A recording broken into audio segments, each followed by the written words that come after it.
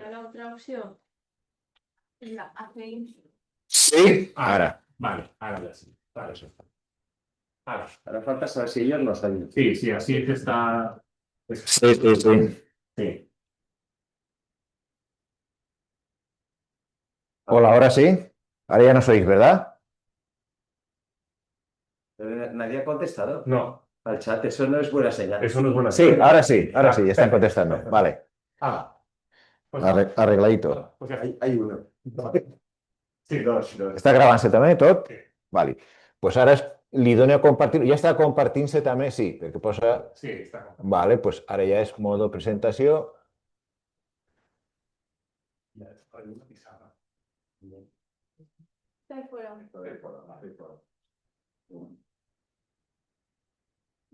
Vale. Y yo sí que en la puerta. Ok. Vale, pues La puerta de la secretaría está cerrada. Ya lo Ah, ya está.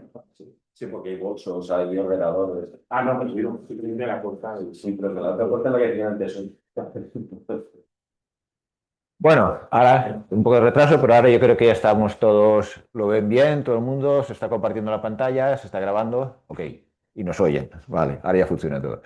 Bueno, pues entramos entonces en la última sesión, donde la idea, como os comenté en el programa, era por una parte, vamos a hacer que de eso irá a la práctica al final, un poco explicar sobre cosas, sobre datos públicos, que podemos hacer un análisis sencillo, estadístico muy sencillito, y haremos en la parte de la práctica sobre Biogen, las estadísticas públicas de Biogen. También voy a comentar un poco sobre lo que se puede ver en el portal, por ejemplo, de estadísticas de IRPF, ¿no? También se pueden hacer estudios muy básicos, comparativos por comunidades autónomas, etcétera, sobre IRPF. Y luego ya nos meteremos a hacer una introducción, ¿no? Sobre algunos métodos que, si no son inteligencia artificial pura y dura, porque eso podría ser bastante más complicado, sí que por lo menos vamos a ver modelos más bien sencillos, que se gastan mucho, de hecho, como modelos de regresión lineal, regresión logística. El K-nearest neighbors en inglés sería como los K vecinos más cercanos, ¿vale? Los K vecinos, cogemos un número K, 3, 4, 5, y entonces, pues, aquellos que son más cercanos por una determinada distancia, pues bueno, serían los que consideraríamos. Y ya digo, la última parte ya la práctica nos vamos a ir a estadísticas de Biogen y vamos a hacer algunos análisis.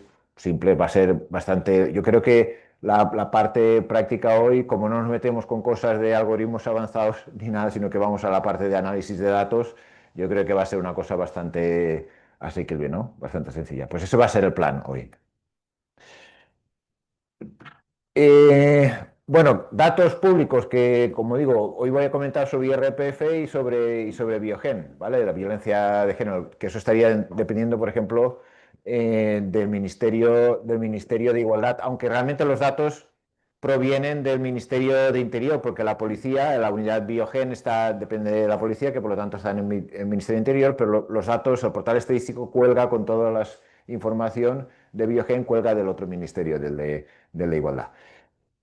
¿Qué es lo que permiten bases de datos estadísticos como estos de aquí? Pues bueno, hacer un análisis más o menos sencillo, básico o más avanzado en función... a veces lo que hacen es poner unos análisis, digamos, más o menos groseros. Por ejemplo, si hacemos por tramos de rendimiento de IRPF, tú lo que puedes hacer es solicitar para un estudio de investigación más avanzado, pues solicitar detalles más finos, ¿no? Eso lo puedes solicitar a través de los portales de transparencia dirigido a un ministerio en particular, que es el que está publicando esas estadísticas. Yo lo he hecho, por ejemplo, para el de Hacienda, ¿no? En un momento dado lo pedí al portal a través del portal este de transparencia y entonces, bueno, pues lo solicitas y si no le supone un trabajo extra para ellos, te lo dan. A mí a veces, una vez me contestaron que no, que eso no, por la ley, no sé qué, no sé cuántos, no me lo iban a facilitar porque eso suponía un trabajo extra para los funcionarios. Entonces lo que hice fue adaptarme a lo que ya publicaban, pero que me lo dieran con detalles más finos en las estadísticas de Hacienda y entonces eso sí, luego me lo enviaron con más detalle que lo que quería. Y bueno, pues a partir de esos análisis podemos ver si las políticas públicas o también tanto a nivel estatal como a nivel pues, de comunidades autónomas, en aquellos aspectos que competan a ellas, pues bueno, pues evaluar, ¿no?, de determinadas cosas, si efectivamente se pueden mejorar o no, y qué transparencia tienen, si, control, en fin, ese tipo de cosas. Lo que vamos a ver, voy a empezar simplemente mostrando cómo sería, por ejemplo, las típicas estadísticas de IRPF. Siempre se publican las del año anterior, ¿vale? Cuando ya han pasado nuestra declaración de Hacienda, pero claro, cuando nosotros hacemos nuestra declaración de Hacienda, también a su vez es del año anterior. Es decir, que las últimas disponibles que se publicaron en julio de 2025 corresponderían a la declaración que hicimos a mediados de 2024, que son por lo tanto de 2023. Es decir, que las estadísticas de 2023 serían las últimas que aparecen, que por cierto aquí no sé por qué no funciona el link. Normalmente, claro, si lo abro con el Adobe, vamos a hacer una cosa. A ver si el link, guardar como transmitir, en esta pestaña no, esto no es lo que quiero. Esa es pantalla completa, a lo mejor. Sí, seguramente debe ser eso. Voy a hacer escape y a ver, ahora sí, el link, vale. Teóricamente sí. Entonces me he salido de la presentación, luego volveré para atrás. Entonces, por ejemplo, esta sería, como digo, la parte de estadística correspondiente al IRPF de 2023, que es la última publicada en julio del año pasado. En julio de este año se publicarían, por lo tanto, las del 2024. Si es esa pantalla, no lo verán en casa. Yo creo que sí, porque estoy compartiendo el navegador, que es con el que he abierto, creo, ¿eh? Pero de todas formas, a ver si alguien de los que nos está oyendo nos dice, tú estás conectado, ¿no? Pues sí, o alguien de aquí, si se puede conectar también online, para comprobar que efectivamente se ve lo que puedo dar. Esto sí, darle más. ¿Lo veis, no? Lo que voy a hacer es darle más control. Voy a hacerlo más grande. Otro más. Eso sí, aunque lo vean, no lo entiendo. Vale, a ver si lo verán más grande esto de aquí. Vale, entonces, por ejemplo, aquí tenemos la posibilidad de seleccionar comunidad autónoma, nos vamos, por ejemplo, a Comunidad Valenciana. Tenemos, por ejemplo, estadística por tramos de rendimiento. Eso pues, puede ser un poco interesante a la hora de si queremos comparar la fiscalidad dependiendo en qué tramos de rendimiento estén. Sí, sí, está. Así que está viendo, vale. Por ejemplo, me voy a la estadística aquí dentro de la Comunidad Valenciana y me voy a por tramos de rendimiento. Y luego, pues filtro, vamos a comprobar, por ejemplo, vamos a ver la base imponible, no, la base liquidable. Vamos a buscar aquí en las bases, imponible y general del ahorro, cuotas líquidas, base liquidable general y del ahorro. Voy a comparar esto, por ejemplo, ¿no?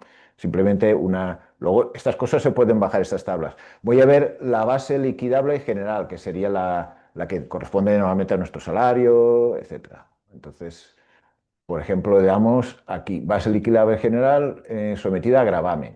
Esta es a la que al final se nos aplica a la hora de fijar.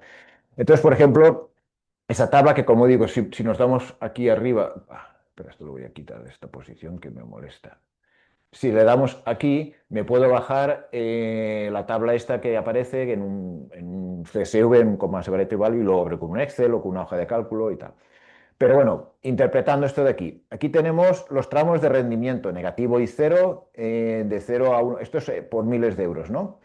Y estamos hablando anuales, ¿no? Y entonces vemos aquí la partición que han hecho para ofrecer estas estadísticas entre 1.500 y 6.000, 6.000 y 12.000, 12.000, 21.000, etcétera, de 60.000 a 150.000 anuales, de 150.000 a 601.000 y a partir de estos, ¿no? Y aquí vemos cuántas liquidaciones hay en la Comunidad Valenciana correspondientes a cada uno de estos tramos de rendimiento. Es decir, que, por ejemplo, liquidaciones de mayores de 601.000 anuales de rendimiento, pues tenemos 1.042 declarantes.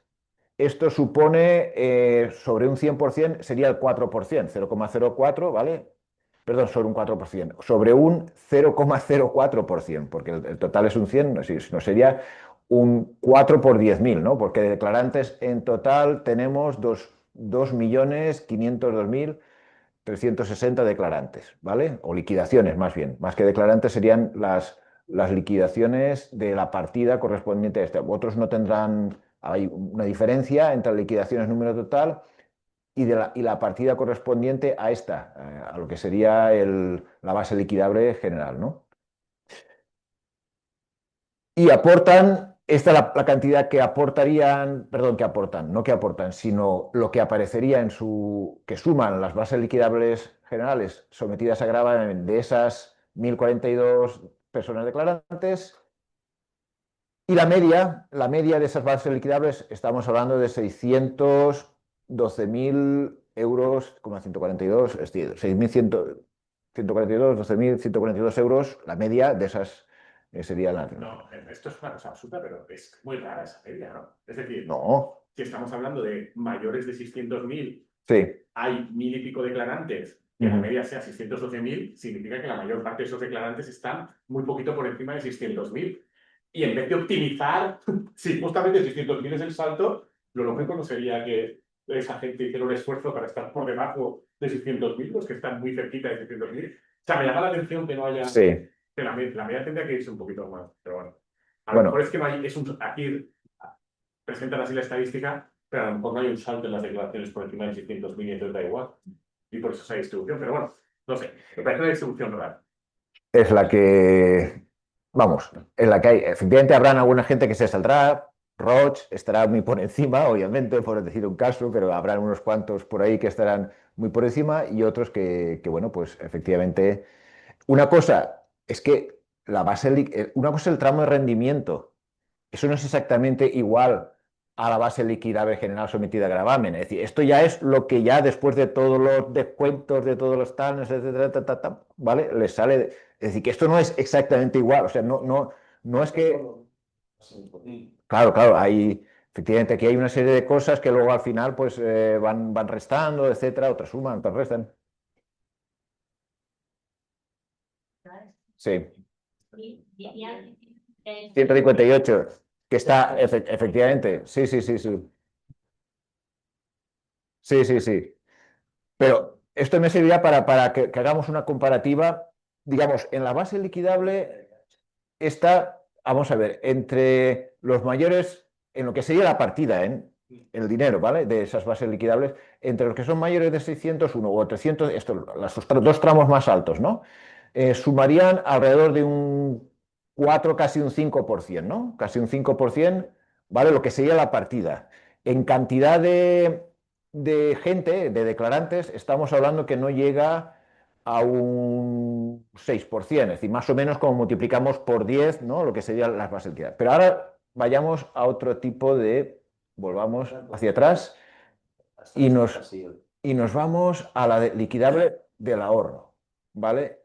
Nos vamos al ahorro y entonces en el ahorro, sin embargo, la cosa cambia radicalmente. Las personas siguen siendo las mismas, ¿no? Más o menos, porque aquí hay gente que, bueno, antes había 1.042, ahora hay 1.002, ahora hay 11.000. Es decir, si sumamos aquí, la suma antes salía como, no llegaba a un 0,6%. Ahora estamos que pasa de un poco de un 1%, pero estamos alrededor de un 1% en personas. Pero sin embargo, si sumamos aquí las cantidades, es decir, sumamos estos dos últimos tramos, los más altos, estamos hablando ya de un 46,5% en dinero, ¿vale? Es decir, que la multiplicación, por lo tanto, aquí en este caso es mucho mayor. Antes era del orden de casi multiplicar por 10, no llegaba. Aquí estamos multiplicando de un 1% de gente en dinero en esa partida. Estamos hablando de un 40 y pico por cien, estaríamos, de un 40 y pico sería el efecto multiplicador. ¿A qué pensáis que se debe esta diferencia?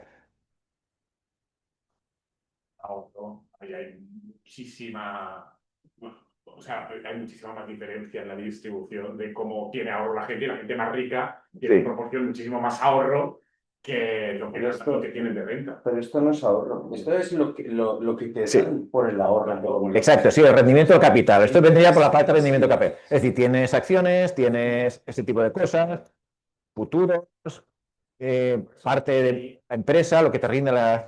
Sí, Y desproporcionadamente sí. las personas con más renta. Y la fiscalidad, que la fiscalidad no tiene nada que ver. Ahí está la clave está en la fiscalidad. La fiscalidad por rendimiento del capital no es la misma que el rendimiento del trabajo, son completamente distintas, ¿no? Y eso hace que la gente rica tenga el capital más que en el trabajo. Es por eso, porque justamente los rendimientos de capital no son progresivos, la fiscalidad, sino que es siempre la misma. No, no es la misma, sí, hay una serie de tramos también. Lo que pasa es que aún así está muy por debajo, está muy por debajo. Es mucho menos progresiva. Lo que pasa es que Sí, no. hay tal diferencia. Sí, no es. Es un tipo fijo. Por eso digo, Un lo que digo 20 o algo así. No, va por tramos también, va por tramos, la fiscalidad. Igual alguien aquí lo conoce mejor que está, no sé, pues yo juraría que está por tramos. Alguien que trabaje en tema de IRPF lo conoce esto, ¿no? no hay tributarista. Bueno, tributaristas, pero bueno, es El verdad. ahorro sí, porque va a la escala general, pero cuando compras y vendes y eso es lo que dice él, es un golpe único, un tanto por ciento. Yo creo que va en función de cuánto sea el rendimiento de capital. Es decir, si tú un año Puede liquidas ser. 1 millón, entonces se te va, o sea, va por tramos también. Desde aquí hasta aquí va tanto. Claro, nosotros no ganamos esos dineros, no nos preocupa, pero vamos, hay conclusiones que podemos hacer. Podemos comparar también comunidades autónomas. Por ejemplo, si comparamos Madrid con la Comunidad Valenciana o con otras, pues podemos comparar entonces cómo está ese reparto también, ¿no? Tanto en gente, en declarantes, como en las proporciones también de cuáles son esas bases liquidables, ¿no? Etcétera. En fin, que hay cosas que se pueden sacar de aquí, estadísticas más o menos interesantes. Se pueden comparar también, eso no aparece en las estadísticas de aquí, eso aparecería también en cómo son en la parte de la fiscalidad por el trabajo, ¿vale? Sobre la general, ¿no? Lo que se le aplica, la parte autonómica y la parte estatal. La diferencia, ¿no? También que podemos establecer en cada uno, se establece, ¿no? En cómo hacen la fiscalidad Madrid, por ejemplo, con respecto a otras. Madrid es la más laxa. Cataluña, por ejemplo, aprieta mucho más, ¿no? El tema de la fiscalidad. En fin, todo ese tipo de comparativas se pueden hacer y entonces a partir de ahí ver si las políticas públicas que se hacen en temas de fiscalidad son más o menos justas y sacar conclusiones. Pero bueno, esto en definitiva era simplemente, voy a volver para atrás un poco. De esta parte no, hoy me planteé en un principio si hacer también en la parte práctica, pero yo creo que ya es demasiado ambicioso y como creo que no, eso siempre se nos queda al final y además que hemos empezado con retraso, pues bueno, quería por lo menos la parte de Biogen hacerla bien y ya está, ¿no? Y esto decir que existe y que lo podéis ver en el portal este y bueno, hacer comparativas por comunidad autónoma, por tramo de rendimiento, por distintas partidas y luego ese análisis, pues ver también una evolución temporal, así como hemos visto la de 2023, podemos ver de años anteriores y entonces hacer comparativas de evolución temporal, de cómo También están las cuotas líquidas, evidentemente, que es lo que ya se paga de verdad, ¿no? Entonces, no solamente las bases liquidables, sino las cuotas. En fin, que hay aspectos que pueden ser muy interesantes de estudiar y lo son, de hecho. Y vamos a ver también el otro que este es sobre el que sí queremos el análisis en la práctica de hoy, ¿no? De datos.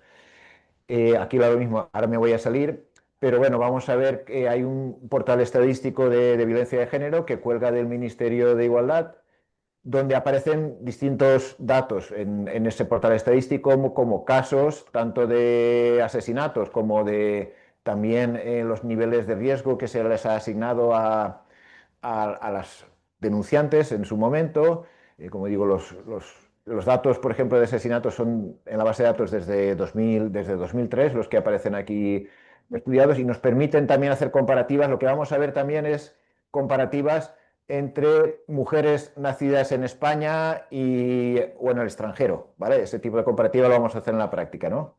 Y eso, pues bueno, nos puede dar también un poco información sobre evaluación de políticas que se están haciendo a la hora de esto de Biogen. Voy a entonces ver para enseñaros cómo estaría en el link, ¿no? Al portal estadístico de Biogen. Esta información nunca la sacan en la tele. No lo sé, pues será porque no querrá, pero Exacto, no, porque esto no... oye ni que existía ese información. Sí, no, está bien. Lo que yo creo que conviene que la gente entre en estos portales estadísticos porque nosotros cuando hicimos en su día el estudio del cual al final salió dirigido aquí por Lucía, que en este libro me he traído el libro, el último libro, se analizaba Biogen, Riscambi, Veripol, Sí que a la hora de entrar en este portal estadístico, pues vimos que habría información que se podría haber puesto más completa, ¿no? Y entonces yo creo que va bien hacer el análisis de estos portales, pues para que la gente que, o sea, investigadores o simplemente que queremos tener información sobre ello, pues solicitar a los ministerios correspondientes o de quien dependan estos portales estadísticos, pues que amplíen información que algo comentaremos en la práctica un poquito más sobre esto. Voy a también a darle más para que se vea más en grande. Por ejemplo, en este portal estadístico de Biogen, el análisis disponible serían, aquí el que vamos a analizar serían los homicidios de mujeres en pareja o expareja, ¿vale? Entonces, si entramos aquí, eh, podríamos hacerlo feminicidios, ¿no? Por pareja o expareja, esto lo pondríamos en columna, y luego hay una posibilidad que es la estructura temporal por año, ¿vale? Si le damos el año, entonces podemos comprobar aquí, digamos, nos aparece aquí la tabla, que luego además se puede descargar, aquí tenemos los formatos de descarga, y tendríamos, pues bueno, desde el año 2003 hasta ahora, incluso los de 2026, las 14. ¿Vale? Pero bueno, más o menos aquí tendríamos. Luego, si queremos ya filtrar con otro tipo de aspectos, como puede ser el agresor, la víctima, país de nacimiento, entonces si le damos, en realidad distingue entre si ha nacido en España o ha nacido en otro país, no nos dice el país a los que son del extranjero, sino simplemente la forma de presentarlo por defecto, si damos aquí clic, pues 2003, 61 en España, 10 en otro país, no sé, de los últimos años. A ver, tendríamos 2025, 28 en España, 20 eran nacidas en el extranjero, ¿no? También la forma de presentación, a mí yo prefiero ponerlo todo en columnas, excepto años si lo queremos desplazar por año, entonces simplemente cojo esto y lo subo aquí arriba, ¡pam! Y entonces me aparece en columnas, ¿vale? Entonces aquí tengo el año 2003, 61 en España, 10 en otro país, 54 en España, 18 en otro país. Más cosas que se pueden hacer también, si hay denuncia previa o no hay denuncia previa. Tutela, ¿qué tipo de constancia? Denuncia, ¿vale? Entonces si pongo denuncia, ¿de acuerdo? Entonces aquí lo mismo, aquí me lo pone sí, no, sí, no. Bueno, antes de esa fecha, a partir de 2006, parece ser que es cuando ya tenían constancia, ¿no? de cuántas había denuncia previa y no. Y entonces también lo puedo poner aquí en columna y entonces me desglosa tanto en España, bueno, aquí como digo no constaba, pues a partir de cuando ya empieza a constar, pues si había denuncia o no había denuncia. ¿Vale? Sí, no, o sea, sí es la primera, no la segunda, cero era que no costaba, con lo cual después a partir de aquí ya no hay, ya sí que hay constancia, ¿no? Y entonces, pues bueno, vemos el desglose de españolas, extranjeras, si había denuncia previa, sí, no. Vemos que en general de los homicidios, pues la mayoría no habían denuncias previas, ¿vale? Eso es algo que se puede también apreciar. Bueno, en fin, luego también hay más aspectos aquí que se pueden analizar. Luego ya, por ejemplo, a ver, voy a volver para aquí. A ver, si nos vamos a los ámbitos, también tenemos fuera de la pareja o expareja y hay menos, pero hay también casos. Antes no, ha cambiado esto en el portal, antes lo ponían de forma distinta, estaban estos dos en la misma y luego podías seleccionar si eran en pareja o expareja o no. Ahora lo tienen como en dos pantallas distintas. Luego tenemos también denuncias por violencia en la pareja, concesiones de utilización, vale. Biogénesis, aquí, vale. El seguimiento integral. Si nos vamos aquí en el seguimiento integral, tenemos casos de violencia de género en Biogen, ¿de acuerdo? Y entonces lo tenemos también estructura temporal por año, ¿vale? Y luego tenemos aquí casos activos, nivel de riesgo, ¿vale? Entonces, si nos vamos aquí a nivel de riesgo, no sé por qué no ha aparecido, nivel de riesgo, ahora. Aquí lo voy a poner también en columna para que se vea. Distingue entre bajo, medio, alto y extremo, ¿no? Estos serían los casos. O no apreciado. No apreciado es cuando simplemente no, dicen que no hay, de la denuncia, pues no se aprecia después de aplicarle el de esto que haya un riesgo, ¿no? Entonces, pues bueno, estos serían los casos, digamos, que habrían activos. Interesante el último año. ¿Eh? No ha apreciado cero. Sí, por ahora no hay apreciado cero. Porque está mal el dato. Pues nada. o igual no lo sé, o no ha llegado, eso también puede ser, no lo sé. Desde luego, incluso los de 2025 los cambian, incluso los del año anterior hacen revisiones, porque yo he visto datos que nosotros hicimos en su día que han cambiado. Nosotros lo hicimos. Eso no. Debajo es Sí, eso suena mal. Es como si fuera una predicción. No, pero esto, ojo, estamos hablando de activos. No es que hayan sido esas denuncias, estamos hablando de activos. Está en la base. Sí, de lo que queda. En este momento hay activos. Casos activos, supongo que esto sería a final de 2025, casos activos 88.225 con riesgo bajo, 14.000 y pico con riesgo medio, de los activos 960 mantienen el riesgo alto, 22 el riesgo extremo y no apreciado en ese momento. Lo que no han actualizado parece ser es el no apreciado, es lo único que parece no. No te voy a mencionar algo que no era. Sí, en Biogen y luego lo del nivel de riesgo, que es lo que tenemos en riesgo casos activos, porque además te lo pone aquí en los. Vale, es lo que aparece. O sea, además, aquí en las notas de abajo normalmente explican, digamos, como. Aquí, mira, por ejemplo, aparece la última actualización fue del 27 de febrero del 26. La fecha de referencia del 31 de enero del 26. No sé por qué se diferencia entre esas dos cosas. No, lo que sí que se ve del 24 al 25 es que se han doblado el número de casos activos, eso sí, de riesgo No bajo. tiene sentido. Los otros han subido. El nivel de riesgo no apreciado. No, está igual. Son 44. Igual se mantenía y ahora ya lo han reubicado. Vale. Entonces, por Los eso han clasificado como se bajo. han subido algo. O sea, que se desaparece ya. Entonces simplemente los ponen bajo y ya está. Aunque no aprecien nada, ahora les. Debería poner- Hay denuncia. Esa es la que está mal. No, Vale. la que está mal es- Ahora son 4 ya. Vale, pues entonces esa será. Que sí, no, si había una subida salvaje de. Pues de en- casos activos. Esa es la que está mal. Entonces, este es el 44 es que ya está incorporado aquí. Eso es 44.000. Debería ser un cero. Claro, aquí ya debería entonces haber un 0. Vale. Sí, debe ser entonces eso, sí. Ok, sí, eso tiene. Claro.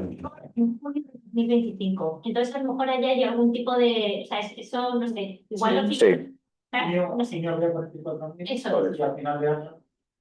Eso. Eso es bueno dejarlo porque tú tienes la información de la otra columna un año más en lugar de quitártela y ponerte un cero. O sea, te está Sí. dando información gratis, entre comillas. Sí. O sea, lo que sí que veo es que el portal la sensación que yo he tenido siempre que he entrado aquí, es que es verdad que el portal, respecto a los datos que tiene, te permite hacer muchas cosas, te permite consultar muchas cosas y te permite además configurarte tú mismo las tablas con los datos que hay.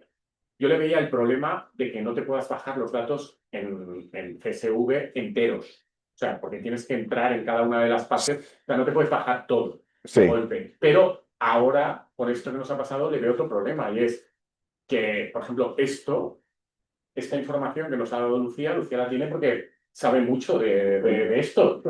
Pero el ciudadano medio, por supuesto, esto no lo sabe. Entonces es verdad que tú entras aquí y si no te indican esto, la tabla es imposible interpretarla correctamente. Bueno, sí que te pone en la nota esto. Dice, los cambios durante referidos se deben a la implementación del protocolo 2025 Biogen 2. Esta nueva normativa introduce modificaciones significativas en la evaluación del riesgo y en la terminología utilizada dentro del sistema Biogen. Por ello, a partir de julio de 2025, el número de mujeres con protección policial, casos activos con nivel de riesgo apreciado, coincide con el total de casos activos, debido a la desaparición del riesgo no apreciado en la nueva clasificación. Sí, lo pone, pero eso a mitad del 2025. Igual es la razón de por qué han dejado este 44.000.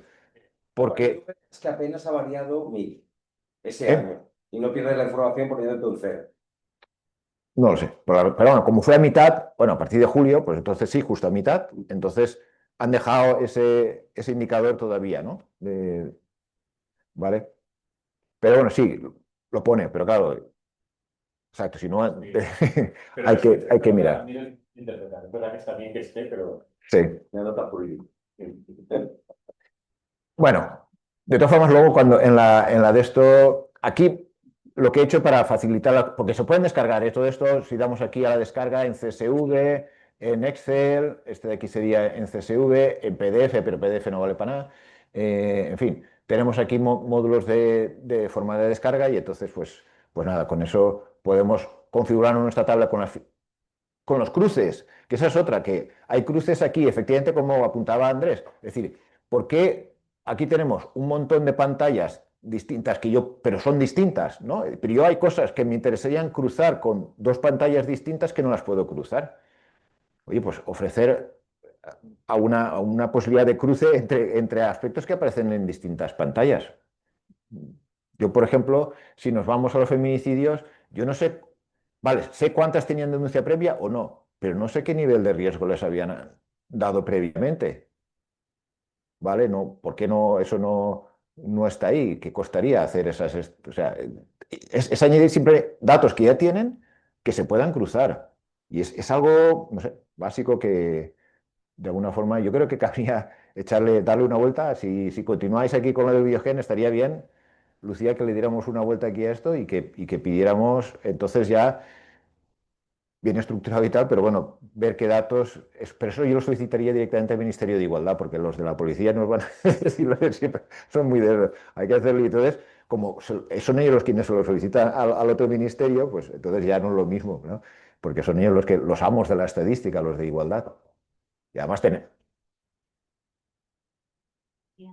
¿Quieres decir que quien tiene inicialmente los datos es el Ministerio de Igualdad? no, o sea, quien los provee es el de Interior. Los provee Marlaska, pero se los pide la otra, la de igualdad. Parece igualdad. Sí, Claro. sí, el portal cuelga de igualdad, sí. Pero los datos se los facilita el de Interior.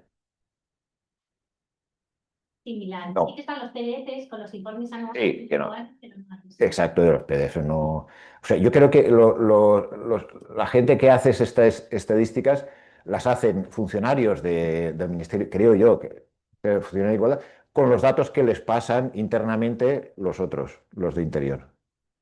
Creo yo que, porque sí, claro, si el portal solamente cuelga del de igualdad, en fin, no sé. Pero bueno, también es cuestión de ver, oye, que han felicitado tanto Marlaska como la otra ministra, ¿no? Enviaron la felicitación por estos estudios y tal, oye, pues ahora hay que pedirles que mejoras, ¿no? Vale, volvamos entonces a la presentación.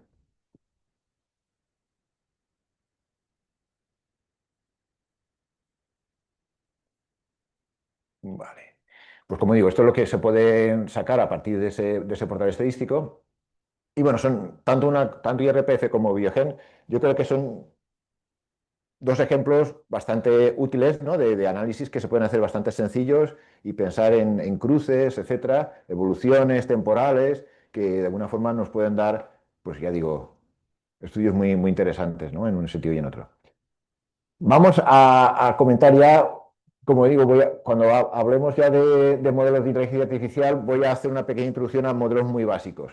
Si los comparamos con los modelos deterministas que hemos hablado hasta ahora, que bueno, hay una serie de reglas fijas, son todos ellos completamente trazables, vamos a poder reproducir, si tenemos obviamente los datos adecuados de pesos que les están, ponderaciones, etcétera, pues vamos a poder reproducir perfectamente cuál va a ser el resultado y si están bien hechos, ¿no? Eh, Comparado con los modelos de Machine Learning o de inteligencia artificial que generalmente lo que hacen es aprender de datos, ¿vale? Es decir, nosotros tenemos una serie de datos históricos, ¿no? Y lo típico es que pues haya un entrenamiento, ¿no? del modelo. Hay distintos modelos como digo, y voy a comentar unos cuantos que van a ser bastante básicos. Y entonces se entrena con esos datos históricos, se testean también, se separan una parte de esos datos pues para hacer un testeo de la bonanza, ¿no? del modelo. Y luego a partir de ahí ya se quedan fijados unos parámetros que cada cierto tiempo se pueden actualizar con nuevos datos históricos, etcétera. Y bueno, pues esos modelos, pues bueno, se van cambiando, los parámetros se van optimizando a medida que va pasando el tiempo y se actualizan. Normalmente los modelos por lo menos que voy a comentar hoy, son de índole bastante estadística, ¿no? Entonces, no son modelos que utilicen aquí un aprendizaje profundo donde hay capas ahí ocultas y cajas negras que no se sabe lo que hacen. Pero no lo saben ni los informáticos tampoco, porque esto está el deep learning funciona así. Entonces voy a comentar cosas de machine learning, pero no de deep learning, ¿no? Los resultados generalmente en algunos de ellos, como regresión logística y tal, van a ir en términos probabilísticos, ¿vale? Es decir, probabilidad de, pues bueno, si tenemos mayor probabilidad de esto, pues le asignaré riesgo, por ejemplo, de alto o no riesgo en función de que unas probabilidades. Por ejemplo, típico modelo determinista, el que teníamos el otro día del bono social, pues si se cumplen determinadas condiciones, el algoritmo nos debería dar, conceder la ayuda del bono social, ¿no? Por ejemplo. Mientras que en Machine Learning esos se basarían en patrones de datos históricos. Hoy voy a comentar, volveré al caso este de los permisos penitenciarios, el TVR este, ¿vale? En el cual se basaban, el que se hizo en 1993 y que, bueno, también el problema era fundamentalmente que esos datos históricos se han quedado muy obsoletos, era uno de los problemas fundamentales, ya, y entonces, claro, esa base de datos que se utilizó para entrenar el modelo correspondiente en su día, y hoy en día, que era un modelo básico, estadístico, pero básico, que comentaré también hoy en día está totalmente desfasado, ¿no? Entonces, en fin. Pero bueno, en definitiva son modelos más bien predictivos, los modelos estos de Machine Learning. Entonces, ¿cómo funciona nuevamente? Tenemos una serie de datos. Esa serie de datos particionamos. En un entrenamiento, pongamos, tenemos 1000 datos, ¿no? O sea, 1000, digamos, filas, ¿no? Tendremos 4 columnas, porque a lo mejor son varias variables de una determinada, serían, pues, 1000 por 4 o 1000 por 5, lo que sea. Depende en función del número de variables predictoras, ¿no? Por ejemplo, uno que no lo he puesto aquí, pero me facilitó un compañero que había hecho un modelito sencillo, es estudiantes, variables, pues el objetivo, lo que se prefiere la probabilidad de aprobar un estudiante una determinada asignatura. Entonces, una variable input predictora, por lo tanto, pues podría ser el número de horas de estudio dedicada a la asignatura por semana, por ejemplo. Otra variable predictora era, como era el número de horas de estudio, había una segunda que también era muy importante. La que lleve, ¿no? No, era, ¿cómo era? Había una segunda y otra también, una tercera, que era la distancia a donde vivía respecto a la universidad, ¿no? ¿A qué distancia? Sí, kilómetros, ¿no? De distancia, ¿no? Entonces, de esas tres variables, la cuarta, que era la que se quería predecir, era precisamente el tema de si aprobaba o no. Entonces, de esas variables, al final había una de las tres predictoras que no tenía influencia. Entonces, se hace un test estadístico, que era la parte de distancia kilométrica, había poca influencia realmente. Entonces, esa se eliminaba como variable predictora y el modelo se hacía con las otras dos variables. Entonces hay un modelo que se ajusta y luego una serie de parámetros que entran dentro del modelo y que nos permite hacer una predicción. Luego con el testeo, o sea, con aquellas que sabíamos el resultado, ¿no? Y queríamos simplemente testear, es decir, saber cómo de bueno puede ser el modelo, pues luego a partir de ahí comprobamos efectivamente. Y de manera que si al final nos sale un resultado aceptable, se utiliza, por lo tanto, ese modelo con esos parámetros que hemos ajustado para cada nuevo caso. Es decir, ¿usted cuántas horas ha estudiado? No sé cuántos, ¿de dónde vive? Entonces, con eso, pues su probabilidad de aprobar es esta, ¿vale? La asignatura. Pero bueno, igual que esto, pues otro tipo de efectos de riesgo para el tema de los permisos penitenciarios, etcétera.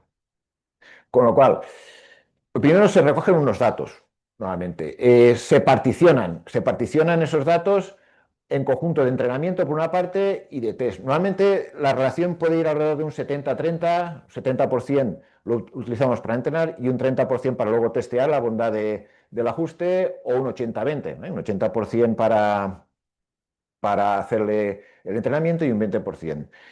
Por ejemplo, en el TVR creo que había 1000 y pico casos, creo que entrenaron, no me acuerdo lo que ponía, pero bueno, habían. Y entonces se supone porque tampoco hay información, para hacer un modelo inicial en aquel año, se supone que harían esa partición y luego comprobarían con test, pues cómo de buena era la predicción, pues bueno, cuántos habían vulnerado o no de esos que habían guardado para test, finalmente la libertad provisional, ¿no? Se ajusta, como decía, el modelo y se optimizan esos parámetros a partir de esto. Claro, si el test no nos sale bien, pues entonces hay que hacer un reajuste, pues a lo mejor no es, el modelo que hemos escogido no es el más adecuado, etcétera. En fin, hay que ver cómo ajustar. Cuando llega el momento ya con ese modelo hecho, se hace la predicción, es decir, entran nuevos datos, ¿vale? Ya tenemos el modelo hecho y entonces entran nuevos datos. Una persona ya que se le va a evaluar si se le va a dar el permiso con el algoritmo ya, ¿no? Si el algoritmo va a decidir si debería tener permiso o no penitenciario, pues bueno, pues entonces es un nuevo dato, ¿no? El modelo ya está hecho, se entra y entonces se evalúan cada una de las variables predictoras y lo que nos diga el modelo es ya lo que, en un principio, que no es vinculante en el TVR, ¿no? Menos mal, porque luego al final pues, nos daba unos resultados que efectivamente la generación de resultados, que diciéndonos sí o no, en este caso, si hay permiso o no, no debería haber permiso, pues está sujeto a supervisión y a las partes correspondientes de evaluación personal, ¿no? Como digo, este era el ejemplo que comentamos el otro día. Luego comentaré un poquito más detalles. Árboles de decisión, esto es el estilo del bono social eléctrico, ¿vale? Es decir, aquí ya vimos el otro día que hay una serie de preguntas, una serie de condiciones, si se dan, tiene un nivel de renta. Familia numerosa, sí, no, nivel de renta, tal, etcétera. Pensionista, sí, no. En fin, una serie de cosas que nos da una bifurcación, que el que vimos el otro día en ese árbol de decisión, y al final, si está bien hecho ese árbol de decisión, pues hay una decisión final. ¿Tiene usted bono social? ¿No tiene bono social? Estaba el que era extremo, ¿no? Que tenía un bono social superior. Además, estos días, con esto de la crisis, han aumentado, ¿no? Ese bono social, justamente, creo que este fin de semana, ¿no? Se ha aumentado si antes era un 25 para el que era el normal, pues ahora se ha aumentado a un 40 y el que antes era un 40 ahora se ha aumentado, que el extremo se ha aumentado más, no me acuerdo cuánto es, pero vamos, que han sufrido aumentos, han experimentado aumentos más que sufrido, digamos, esos bonos sociales. Es decir, esto en realidad, un árbol de decisiones, hay unas reglas, sí, se dan las condiciones, a partir de esas condiciones se da la decisión conceder sí, no, y si es sí, pues tal, este tipo o el otro tipo.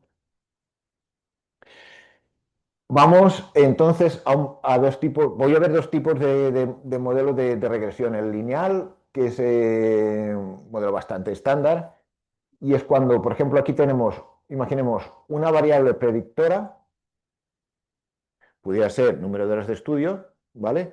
Y entonces aquí, pues pudiera ser la probabilidad de aprobar, ¿no?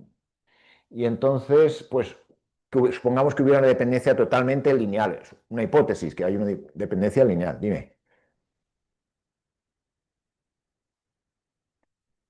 Yendo un paso más atrás, o sea, lo que estamos viendo ahora, tanto esto de árboles de decisión que acabas de contar, como la regresión lineal que vas a contar ahora, Sí. son modelos de machine learning. Bueno, Porque, claro, los árboles de decisión lo vimos como un ejemplo de algoritmo determinista. determinista. Sí, sí. ¿De decisión que tienen sistemas de machine learning o no? ¿Y cuál es la diferencia entre una y otra? O sea, el árbol de decisión lo has podido generar con Machine Learning, con entrenamiento.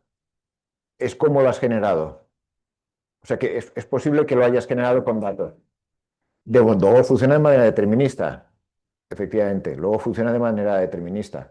Es decir, tú has podido generar con datos, por ejemplo, a lo mejor los umbrales de renta, etcétera, haciendo un estudio y con entrenamiento y tal. Y entonces, eso te puede dar información de cuánto te va a costar, por ejemplo, el bono social, suponiendo que toda la gente o qué porcentaje de gente va a pedirlo, en fin, y hacer ajustes, ¿no? A lo mejor no sé, porque tienes un dinero que lo puedes dedicar al bono social y luego tienes... Y va a tener eso, bueno, Sí, sí. Y luego, luego a lo mejor puedes actualizarlo, ¿no? Cada cierto tiempo, digo yo, no sé. Es decir, que puedes actualizar y decir, oye, al final resulta que sí, había tanta gente en un principio que teníamos que tenían derecho, pero luego al final no han pedido más que el 70% de los que tenían derecho. Pues vamos a hacer pam, pam. Entonces, para diseñar la fórmula y luego una vez la fórmula cuando funcione es sí, el árbol de decisión, una vez lo ha generado, pues ya es completamente, ya tiene las reglas. Yo entiendo que en un principio esa sería la forma más normal de vincularla con... Hay aspectos a lo mejor que quizás son más profundos, pero bueno, en un principio un árbol de decisión como tal sería totalmente determinista, eso sí. Dime. Entiendo que de cara a la fase de diseño, tú sí que puedes utilizar Machine Learning y luego Claro. la fase de pie ya sí que utilizar algoritmos de... Sí, sí, exacto. Sí, sí. Por ejemplo, TVR también yo entiendo que por lo que la información que aparecía, y porque hay otros modelos que son muy oscuros, incluso Biogen posiblemente también se hizo con entrenamiento, posiblemente se hizo también.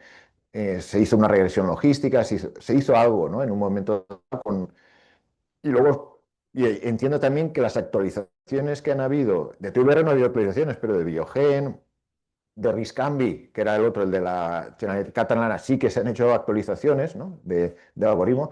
Entonces, en las actualizaciones, en el diseño de las actualizaciones, seguramente se han utilizado, se han entrenado a base de datos. Es que es lo normal, porque de alguna forma tienes que ajustar parámetros, ¿vale? Pero luego, una vez se han entrenado, luego el modelo pasa a ser determinista. Estamos hablando aquí, digamos, el por qué, el misterio de por qué salen esos parámetros, de por qué. Eso es un poco también la parte que, bueno, intentaremos también explicar. Luego hay uno último que es el de Canires Neighborhood, que ese es más, mm, está un poco más alejado de la parte determinista. Eso que quizás estaría más alejado de la parte determinista, ¿no? Los otros son más cercanos, son más trazables, la discusión ahí sería más, oye, ¿por qué esto? ¿Vale? Entonces hay que comprobar, o sea, la auditoría ahí se debería hacer, entiendo yo, por una parte con cómo se han entrenado, se ha hecho bien el entrenamiento, con qué base de datos, intentar reproducir el experimento. Luego también comentaré porque el experimento no va a darte en general el mismo resultado, no te vas a dar los mismos parámetros. Pero eso lo comentaré ahora después cuando hablemos ya de estos modelos un poquito, ¿vale? Bueno, entonces aquí la relación sería más tipo lineal, es decir, si por ejemplo tenemos una variable predictora y una variable a predecir, pues tendríamos una recta, ¿no? Es decir, que esto toma los valores en un determinado rango y entonces al final lo que nos queda visualmente es una recta. Si tenemos varias variables predictoras, entonces esto, si tuviéramos dos, pues lo representáramos en R3 sería un plano, ¿no? Tendríamos una tercera variable, que es la que yo quiero predecir, función de dos variables predictoras, esto nos daría función lineal, ¿no? Entonces nos quedaría pues un plano, gráficamente, de manera que el peso que le ponemos a cada una de las variables es el impacto, al final, qué impacto tiene esa variable en la decisión final, en lo que sería la variable que vamos a predecir. También puede tener, el signo puede ser positivo o negativo, es decir, esa puede ir en un sentido o en otro, ¿no? Es decir, que esa variable predictora. Imaginemos, no sé, por poner el caso, aquel que hicimos también al principio, el de vulnerabilidad urbana, ¿no? Entonces, claro, si pensar la renta media es alta, entonces ahí tiene que ir bajando sobre la vulnerabilidad, iría en sentido negativo, ¿vale? Cuanto más alta la renta, pues debería, por lo tanto, influir de forma negativa. Vale. Aquí tenemos un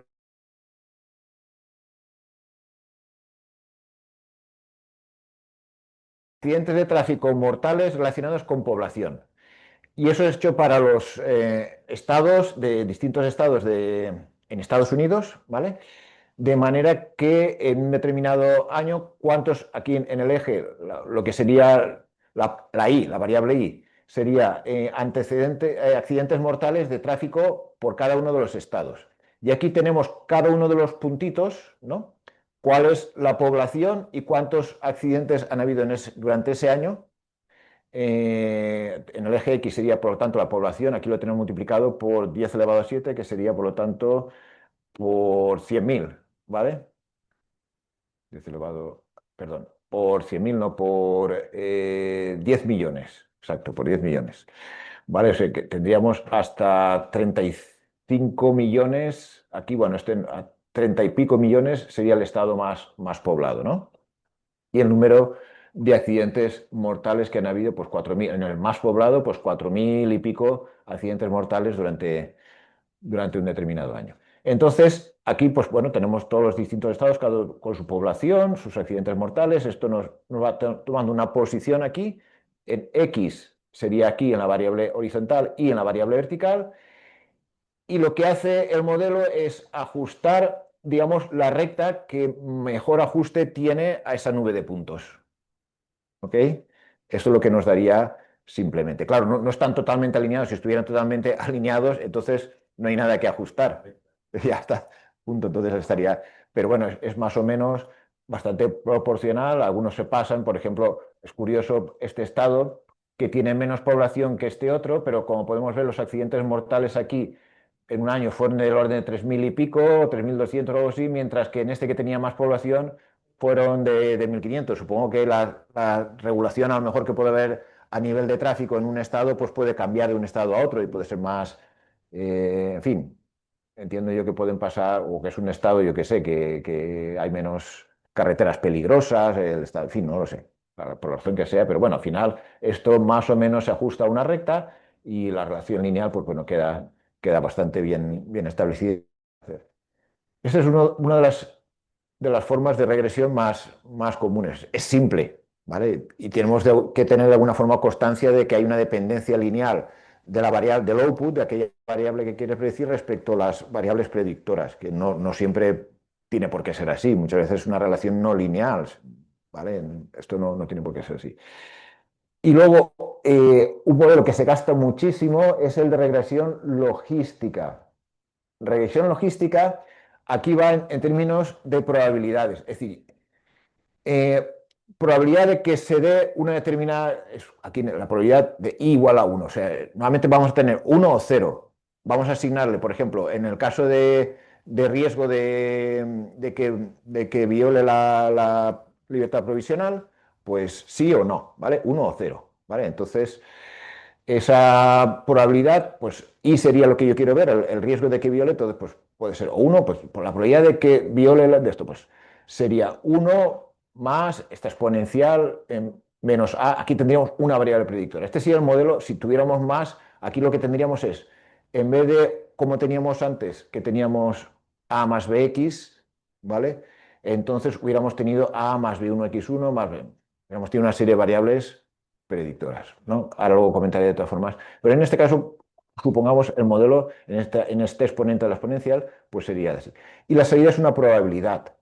De manera que el corte vendría a ser, si la probabilidad es más del 50%, concedemos, y si es menor que, que el 50%, denegamos, ¿no?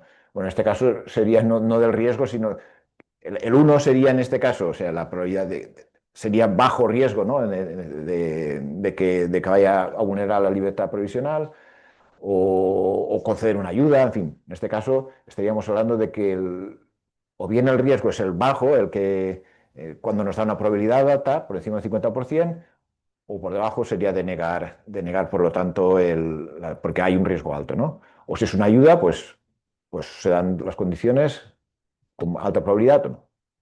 Pregunta, pero usamos el modelo con regresión logarítmica cuando hemos hecho ya, por ejemplo, la entrada de datos y vemos que sale esa curva y entonces a partir de ahí es cuando lo hacemos. Es decir, No exactamente, no exactamente, porque aquí es un poco más complicado, porque aquí en el fondo vamos a utilizar también un entrenamiento con datos, ¿vale? Y luego un testeo correspondiente. Vamos a ver un ejemplito, creo que va a ser un poquito más. Bueno, primero comento sobre las ventajas. Tanto la regresión, tanto lineal como la logística, la interpretación es más o menos bastante clara. Tiene una base estadística y no utiliza cosas de caja negra. Eso por una parte. Pero por otra parte, las relaciones pueden ser en algunos casos quizás excesivamente simplificadas, sobre todo en el caso de regresión lineal. A lo mejor la relación no es lineal con respecto a las variables predictoras. En muchos casos va a precisar actualización, es lo que pasa con TVR. Eso se hizo en el 93, si no se actualiza, oye, perdona, esto ya no vale. Tienes que volver ahora tienes muchos datos históricos, sabes qué ha pasado después con la vulneración o no. Pues entonces habrá que ver si claramente tendrás que reajustar los parámetros que has hecho en el algoritmo del TVR. Y esos datos de entrenamiento pueden tener sesgos. Un caso, por ejemplo, era el del compás, este algoritmo que se gastaba y que no sé si todavía sigue gastando en Estados Unidos. Y entonces es un algoritmo bueno, pues ahí, si eras de una población racialmente negra, ¿no? Por ejemplo, tenías muchas más probabilidades de que no te concedieran esa libertad provisional a que fueras un blanco, ¿no? Y eso simplemente era porque, como se alimentaba de datos históricos que ya venían con sesgos raciales, ¿no? De años, entonces, claro, pues eso influía en el resultado.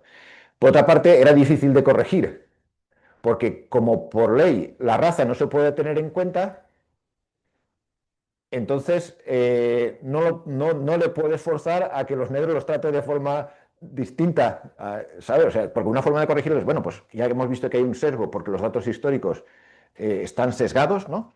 Pues vamos a darle a un factor corrector si eres negro, pero no lo puedes utilizar tampoco porque por ley está prohibido, no puedes hacerlo.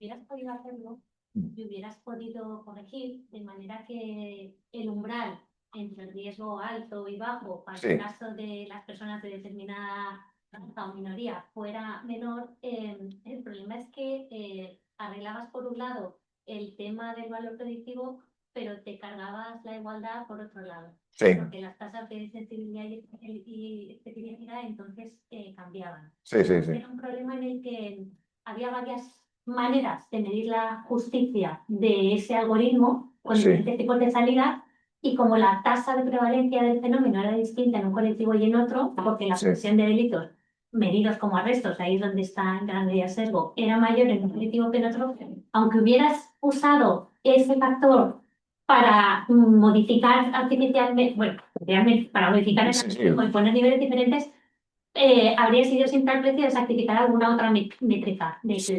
efectivamente. Y aparte, eh, ¿qué más quería comentar? Aparte estaba el tema de que, bueno, hay una cosa de que has sacado este tema, luego lo comentaré un poco por encima, está lo que se llama las matrices de confusión, es decir, el falso positivo y el falso negativo, que tú lo puedes establecer efectivamente tanto para los de raza blanca como para los de raza negra. Entonces, a lo mejor tú quieres arreglar el falso negativo, pongamos, en una determinada y forzando, y entonces te estropea el falso positivo a lo mejor de la otra. O sea, al final, claro, si haces un algoritmo que te sirva para todos, luego resulta que vas a estropear a lo mejor alguna de las dos. Y eso claro, tienes que apostar por alguna de ellas. Es decir, que estaba la ley esa, ¿no? De que más vale en la calle como 10 criminales, ¿no? Eh, Distintas, pero digamos que sí, siempre vale más la pena no sí, sé cuántos claro. culpables de libertad que un inocente condenado injustamente. Sí, sí, Está formulado con muchas proporciones distintas. sí, sí. Entonces valen más los falsos negativos que los falsos positivos, entiendo yo en este sentido. Pero bueno, aún así, claro. Para prevenir. Claro, sí, Entonces, digamos, esa proporción ya no. implícitamente, porque no se discute, pero implícitamente Sí, no parece que se considere aplicable, porque nunca se guarda ese equilibrio. claro. Y además yo creo que el compás, a diferencia de aquí del TVR o del Riscambi, más que se escapen, ¿no? Que vulneran la libertad provisional, era que cometieran, el objetivo del compás, lo que quería medir sobre todo era el riesgo de cometer un delito durante ese periodo previo al juicio, ¿no? Sí. Y no sé si se puede comparecer también, porque se aplicaba solamente la fase mientras estabas instruyendo la causa. No era una predicción de reincidencia posterior ni de reincidencia violenta, sino durante la tramitación del procedimiento. Sí.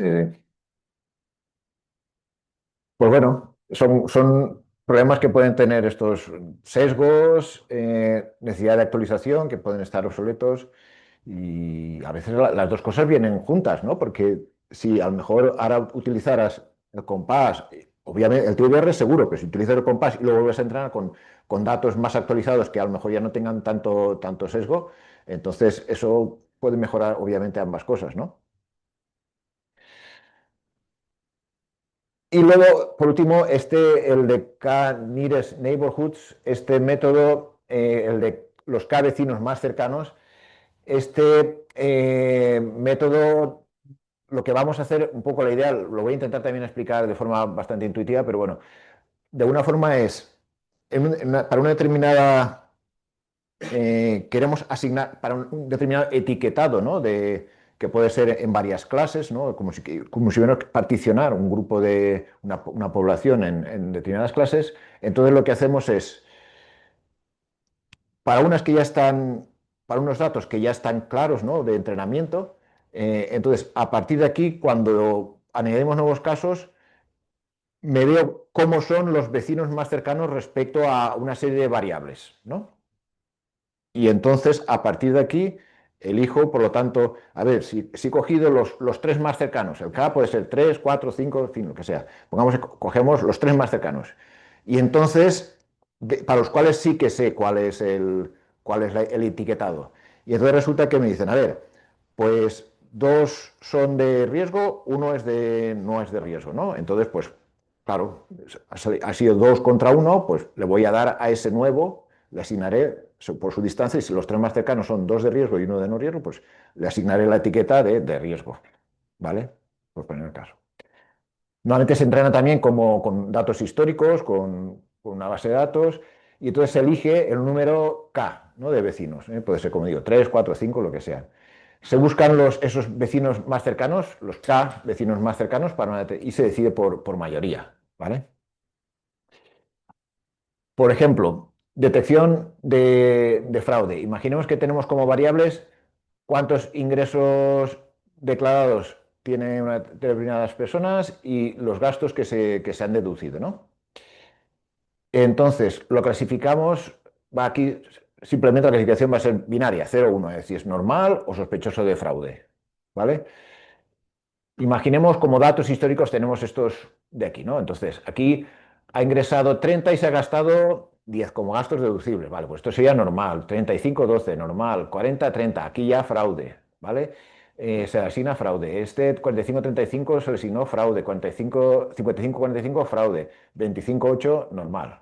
Entonces, esto lo representamos, por ejemplo, gráficamente, ¿vale? Y ahora yo tengo un nuevo contribuyente que tenemos con 42 de ingresos y 28 de gastos. La pregunta es, ¿a este nuevo contribuyente le asigno la etiqueta de normal o puede ser una persona fraudulenta, ¿no? Entonces, aquí tenemos gráficamente, aquí tenemos simplemente los ingresos, los gastos, lo podríamos hacer al revés, da lo mismo, el eje X o el Y. La cuestión es que aquí tenemos, este era el que teníamos menos ingresos y menos gastos, la representación en un punto azul, ¿vale? Este estaba clasificado como normal, este como normal, este como normal, este como fraude, fraude y fraude. Simplemente eran cada una de estas, este era el 55, 45, este, en fin, los que tenían más ingresos pero se habían deducido más y luego teníamos esto. Y entonces este puntito negro sería el nuevo caso que nos llega. Y yo entonces voy a coger cuáles son los tres más cercanos, con la distancia euclídea, la distancia en este caso en el plano, ¿no? Entonces tenemos obviamente este de aquí y luego nos vendría este de aquí, este que nos queda un poquito más lejano. O sea que tendríamos dos rojos y uno azul, ¿vale? Este está clasificado como normal, no hay fraude, pero estos dos sí que hubo fraude. Entonces a este nuevo le asignaríamos la etiqueta de fraude, ¿vale? Efectivamente, ese nuevo caso, entonces hemos elegido aquí K igual a 3 y entonces nos saldrían el 40-30 era el más cercano, con fraude, 45-35 con fraude, y el 35-12, que era el azulito que teníamos justo por debajo, más cercano, pues el tercero más cercano era normal. Y entonces, bueno, 2-1.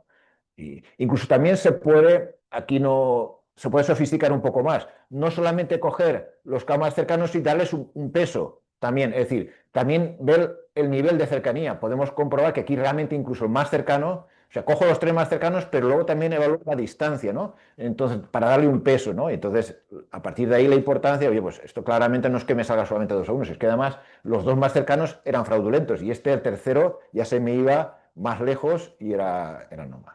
En fin, que aquí hay variaciones sobre este método de los K más cercanos, ¿vale? Que podríamos... En fin, todo esto, cada uno de estos, tanto los de regresión como estos de Canyon Neighborhood, al final se basa en un conjunto de entrenamiento, una base de datos que tenemos, históricos, etcétera, la particionamos. Aquí es importante una cosa que no sé si he comentado antes. Al hacer la partición, para que esté bien hecho, se tiene que hacer aleatoria. Es decir, si yo decido un 80% me lo voy a guardar para entrenar y un 20% lo tengo para después testear. Ese 20% no puedes elegir tú los 20 primeros, no, no. Tienes que hacer, para que esté bien hecho, de forma aleatoria. ¿Vale? ¿Cuál es el problema entonces?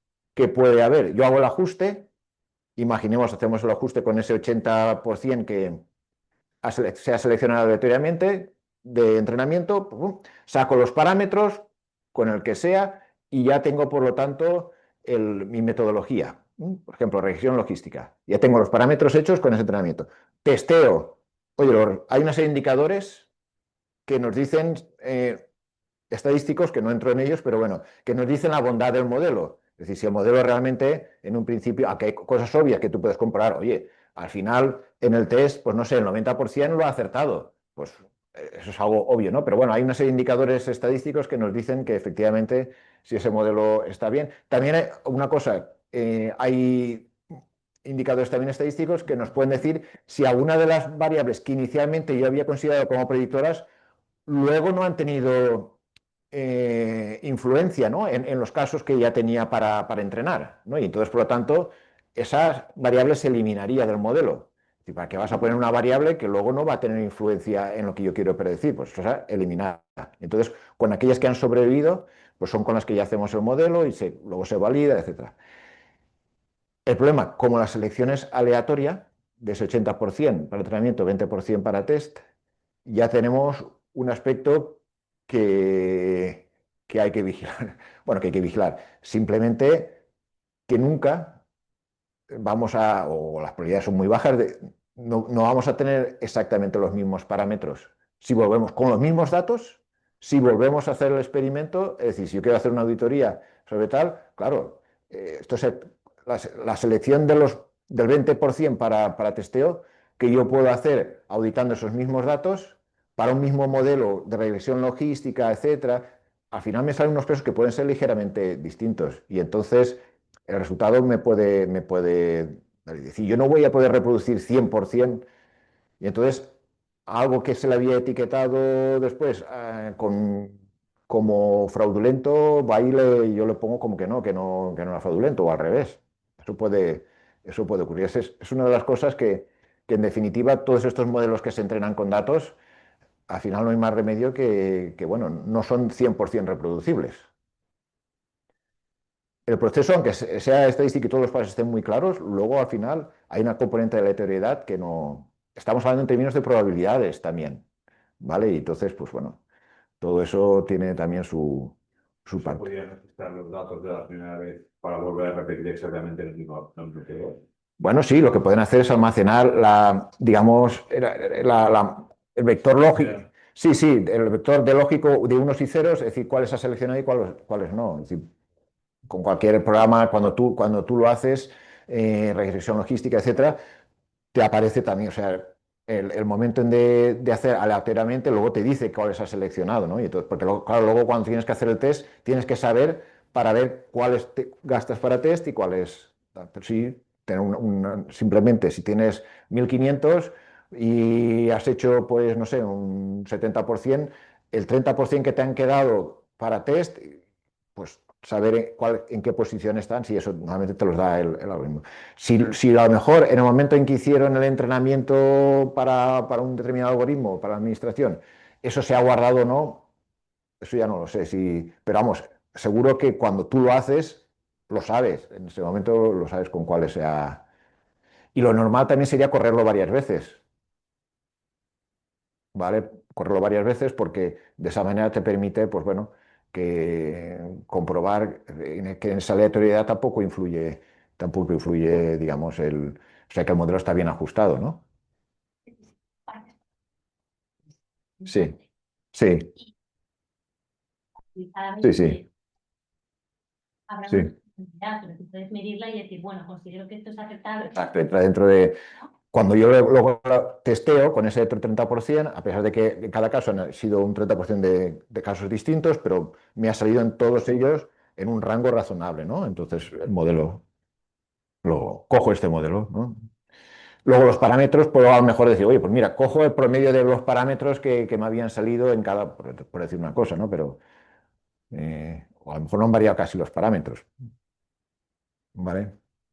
Pero a mí me sigue la pregunta que tenía antes, o sea, para mí que es lo importante, es decir, de estos tres métodos, o sea, la regresión lineal está claro que si no tienes datos que funcionen así, no la puedes usar. Pero, por ejemplo, entre el anterior, ¿no? Sí. La lógica... Regresión logística. logística, y este, por ejemplo, ¿por qué nos decantaríamos por usar este sistema de los cercanos y no la regresión logística o al revés? Es decir, ¿qué es lo que hace que uses una u otra? El tipo también de problema que quieras afrontar. También hay que tener en cuenta que, claro, cuando yo aquí hablo de distancias, tienen que ser cosas cuantitativamente medibles, cada una de estas. Y entonces, claro, Pero ¿qué quiere decir eso? O sea, la logística, yo entiendo que es cuando no hay una regresión lineal, pero habías dicho que había varias variables que Sí. daban que fuera o sí o no. ¿Vale? no, las variables predictoras no tienen por qué ser sí o no. No las predictoras, pero el resultado final Sí. daba un sí o un no. Un sí o un no, o pueden ser varios grados de, por ejemplo, de riesgo, 4 niveles de riesgo. En 50 habíamos dicho sí, por debajo tal, pero podemos graduar y queda varios del tal. Vale. Entonces, aquí al final también está diciéndote o fraude o no fraude. Sí, ¿Vale? Es decir, es también un sí o un no. sí, Y sí, también es a partir de dos variables. sí, sí. Entonces, ¿qué es lo que nos hace usar esto y no la regresión logística? Por ejemplo, Sería muy diferente usar una cosa u otra, es decir, ¿por qué uso uno y no otro? Eso es lo que en vuestro ámbito, yo diría que el KNN, el Canadian Neighborhood, decía más para cuestiones de jurisprudencia. Es decir, tú vas a buscar para un determinado caso que hay que evaluar por los más cercanos en jurisprudencia, ¿no?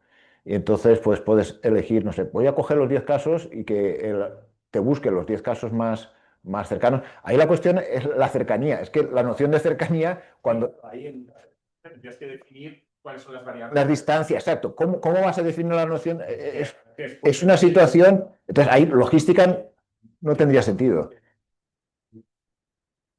Similares en cuanto a la ratio de cliente, son similares en cuanto al fallo, son similares en cuanto a los elementos de hecho, puesto de hecho. Pues, y la máquina te lo va diciendo, igual es utilización del tema. Sí, exacto. Ahí una regresión logística no tendría sentido, sí. Tendría más este de aquí.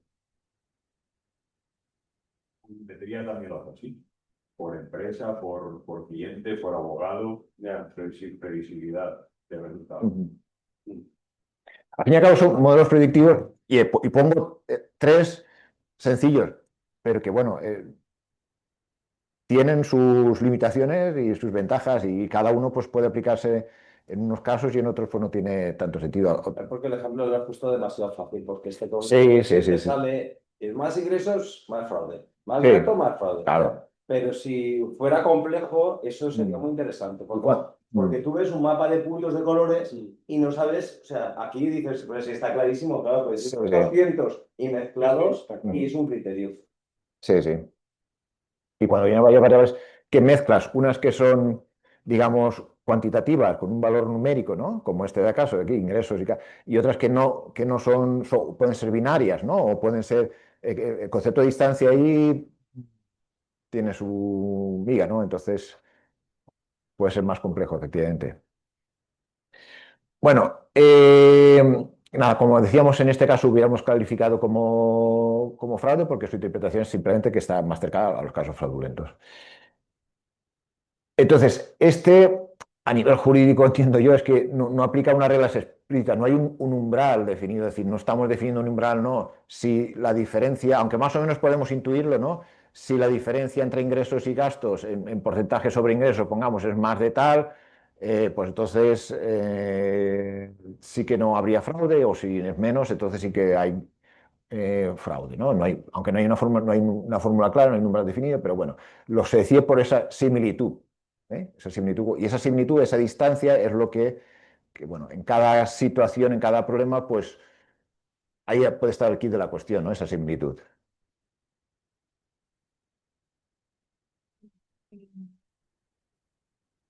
¿Qué significa que no hay un umbral definido? Si tú has definido la cercanía de acuerdo con determinados parámetros, no está luego el modelo aplicando esos parámetros y estableciendo similitud o diciendo que no son similares, perdón, que no son similares de acuerdo con una diferencia medible en A, B, C, D y E.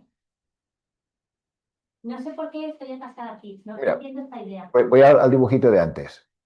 A ver, en este caso, estos tres están por una parte y estos tres, yo podría hacer posiblemente una regresión logística o una línea. Mira, podría particionar como una recta, ¿no? Más o menos que caiga aquí en mitad y que los que estén por encima de esa recta, pues van a ser claramente fraudulentos, los que estén por debajo de esa recta van a ser normales. ¿Vale? En este caso, pero tú imagínate que empiezas a tener, digamos, rojos, o sea, yo ya no lo puedo particionar por una recta. Tienes aquí algún rojito por aquí y hace que no haya manera de dividir los azules de los rojos. Entonces, yo ya no podría formar, por lo menos de manera lineal, no podría formar una partición, ¿no? entre un grupo y otro. Lo que puedo hacer es simplemente, pues bueno, como siempre habrá para casos reales, ¿no? Esa mezcla ahí de puntos de un tipo, entonces asignarle la distancia más cercana. Su vecindario, digamos, cómo se comporta su vecindario, y entonces a partir de ahí es lo que más o menos. Con su margen, obviamente, de error, que lo va a haber. Sí. Ah, no, no. Sí, sí, no. Olvide, no, el circulito es simplemente para ver, para hacernos una imagen para ver gráficamente a la distancia que está más cerca este azulito que el de allá.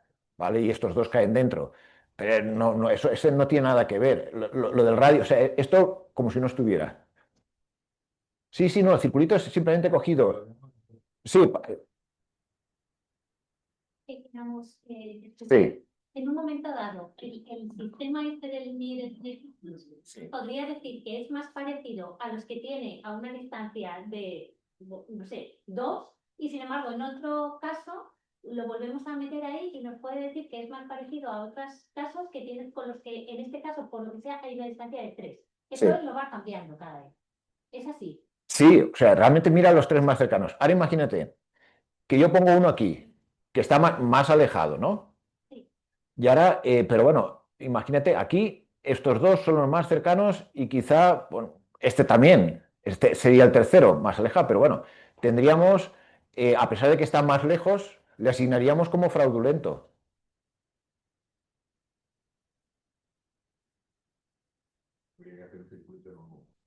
Sí, sí, claro. Ver cuáles son los tres más cercanos. Si utilizas 10 criterios, imagínate ya es imposible Sí, sí. formular una regla que diga, no, Pero aunque sea a posteriori, no se puede reconstruir. no, la Que regla. sea ya una vez hecha la clasificación o la decisión. Sí, sí, vamos a ver. Tú al final has tenido una serie de datos que son estos 6 que estaban ya clasificados. ¿Sabes lo que ha pasado con ellos? Estos 3 hicieron fraude, estos 3 no había fraude. Estaba ya. Y entonces llega una nueva persona y quieres saber, es la que quieres pronosticar, predecir, si va a ser más bien fraudulenta o no. Te has salido en esta posición, mira los tres y has decidido irte por los tres más cercanos, ¿no? Entonces, los tres vecinos más cercanos. Entonces, ya sé en qué posición están, mira los tres más cercanos y dos te han salido de un tipo, como en este caso, y uno y otro del tipo. Entonces, sí, esos son los tres más cercanos, tú le asignas la etiqueta de los que más hay, ¿vale? En este caso, dos fraudulentos. O puede ser que los tres más cercanos fueran fraudulentos. Es particular, yo ya me lo pensaré después. Lo que va a pasar es que cuando tú metes el séptimo, Sí. estás modificando el modelo, porque ahora si metes un octavo, tendrás que esos 3 puntos pueden estar más cerca del octavo. Sí. Y entonces, ese octavo con los 6 primeros habría dado un resultado y con los 7 siguientes da un resultado diferente. Sí, lo que pasa es que los nuevos no actualizan. O sea, realmente serían los rojos y los azules, y ya está. No lo metes ahí nuevo. No, porque si no estarías de alguna forma sobre... Sí, estarías un overfitting que se llama, ¿no?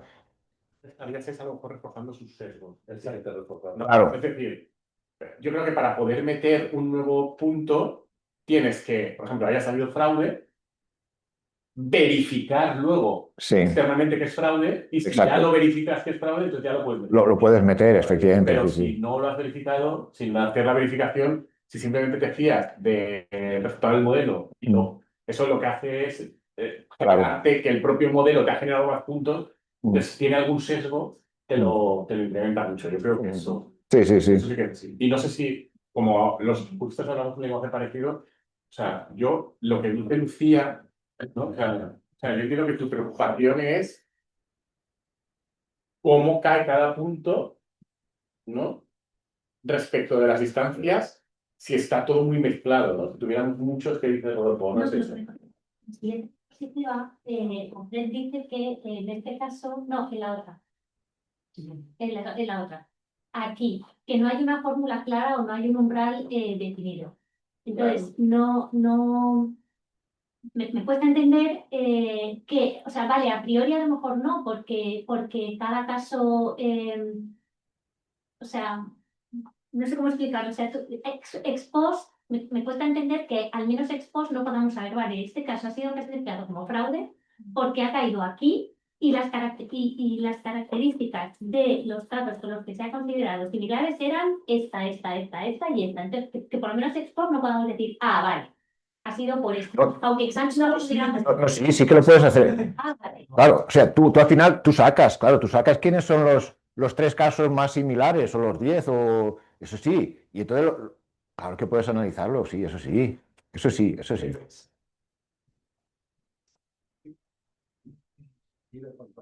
Precisamente porque no es determinista. No, Si es fuera determinista, determinista. ya, pero para establecer el modelo, Claro. como no es determinista, tú no puedes marcar el umbral.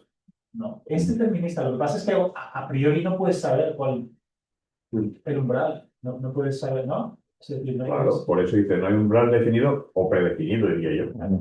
Pues, Sí, sí. ¿puedo hacer una pregunta? Sí, claro. Sí que lo podías saber, O sea, Sante, porque claro. tú dices, calcúlame todos los puntos de todo el mapa y asígnale un color de un tipo o de otro. Pero entonces, No cambiando. calcula, no hay umbral. Sí, pero no actualizando, porque si actualizas ya cambias otra vez el mapa. Determinista, tú le puedes decir, no quiero ver ningún caso por debajo de 100 o por debajo de 10, porque es determinista. Cuando no es determinista te lo dice el análisis de los datos. Por lo tanto, antes no hay umbral que tú puedes definir. Yo, Diga. a partir de este gráfico y comentar una cosa que decía Rodolfo, no sé si esto lo entiendo bien o no. Es decir, si nosotros, por ejemplo, excluimos el punto negro y vemos los puntos que hay marcados, Sí, sí que podemos hacer una cierta línea, ¿no? Que sería Sí. algo así, ¿no? Algo así. sí, o una simplemente que se pare así, una línea así, Sí, en oye, pero si horizontal. intento, Un umbral. pero si intento, Marcas un umbral. pero si intento seguir más o menos lo que sería la regresión de los puntos, ¿no? Mm. Sería algo así, ¿no? Y eso es una función que se puede expresar matemáticamente. Sí. Entonces, porque más o menos sí que tiene, ¿no? Hay una línea. Entonces, mi pregunta es, ¿eso es porque como has puesto casos sencillitos, como dices tú, probablemente esto lo podemos conceptualizar a partir de hacer esa línea como una función de las variables? Es decir, pues si hay poca diferencia entre ingresos y gastos y además el número que sale es un número que en proporción a lo que son los ingresos es muy alto, esto es así. Y entonces eso probablemente lo podemos racionalizar en una fórmula y decir, esta es la fórmula y a partir de ahí hacer la regresión logística esa, es que se llamaba así. Logística, es que me parece raro el nombre, no sé de dónde viene, pero bueno. ¿Vale? Entonces, y a lo mejor en ese caso, si tenemos estos puntos, quizás es más lógico hacerlo así. Pero en cambio esto, decía Rodolfo, esto sirve si tienes un mapa con muchísimos puntos, donde a lo mejor tienes muchos rojos en una zona, pero aquí también hay un rojo, Exacto, aquí hay otro rojo, exacto, aquí exacto. tal, y Efectivamente, está eso es todo lo que- mezclado. Sí, exacto, ¿vale? esa es la idea, sí. Entonces, mi pregunta es, en ese caso, o sea, yo me imagino un mapa aquí donde haya 200 puntos. Y a lo mejor los rojos están más concentrados aquí, pero te van a aparecer también algunos aquí o aquí. Sí. Entonces, mi pregunta es, ¿esto de verdad es fiable en ese mapa de 200? ¿No? Imaginemos un caso de eso. Fraude de subvención. Es que igual Y de tiene... repente tienes aquí uno que cae justo al lado de los rojos, pero en un contexto en el que casi todos son azules, Sí. ¿sería razonable de verdad Sí. pensar que esto es una alerta? Es que ahora me estoy dando cuenta de que quizás bueno, esto lo he hecho de una forma también muy para ilustrarlo. Pero podía haber puesto rojos por aquí a la izquierda, otros por aquí. Vale, es que parece ser, uno puede incluso darse cuenta, oye, los que más ingresos, casualmente los fraudulentos son los que tienen más ingresos y los otros puedes perfectamente tener menos ingresos y tener muchos gastos y estar por aquí también. Haber puesto un rojo por aquí, además lo he hecho con eso, un poco para. Pero sí, efectivamente, que eso esté de alguna manera que no lo puedas separar. Es como ponerlo en cajones. La idea es poner, ¿esto lo pongo en este cajón o en este cajón?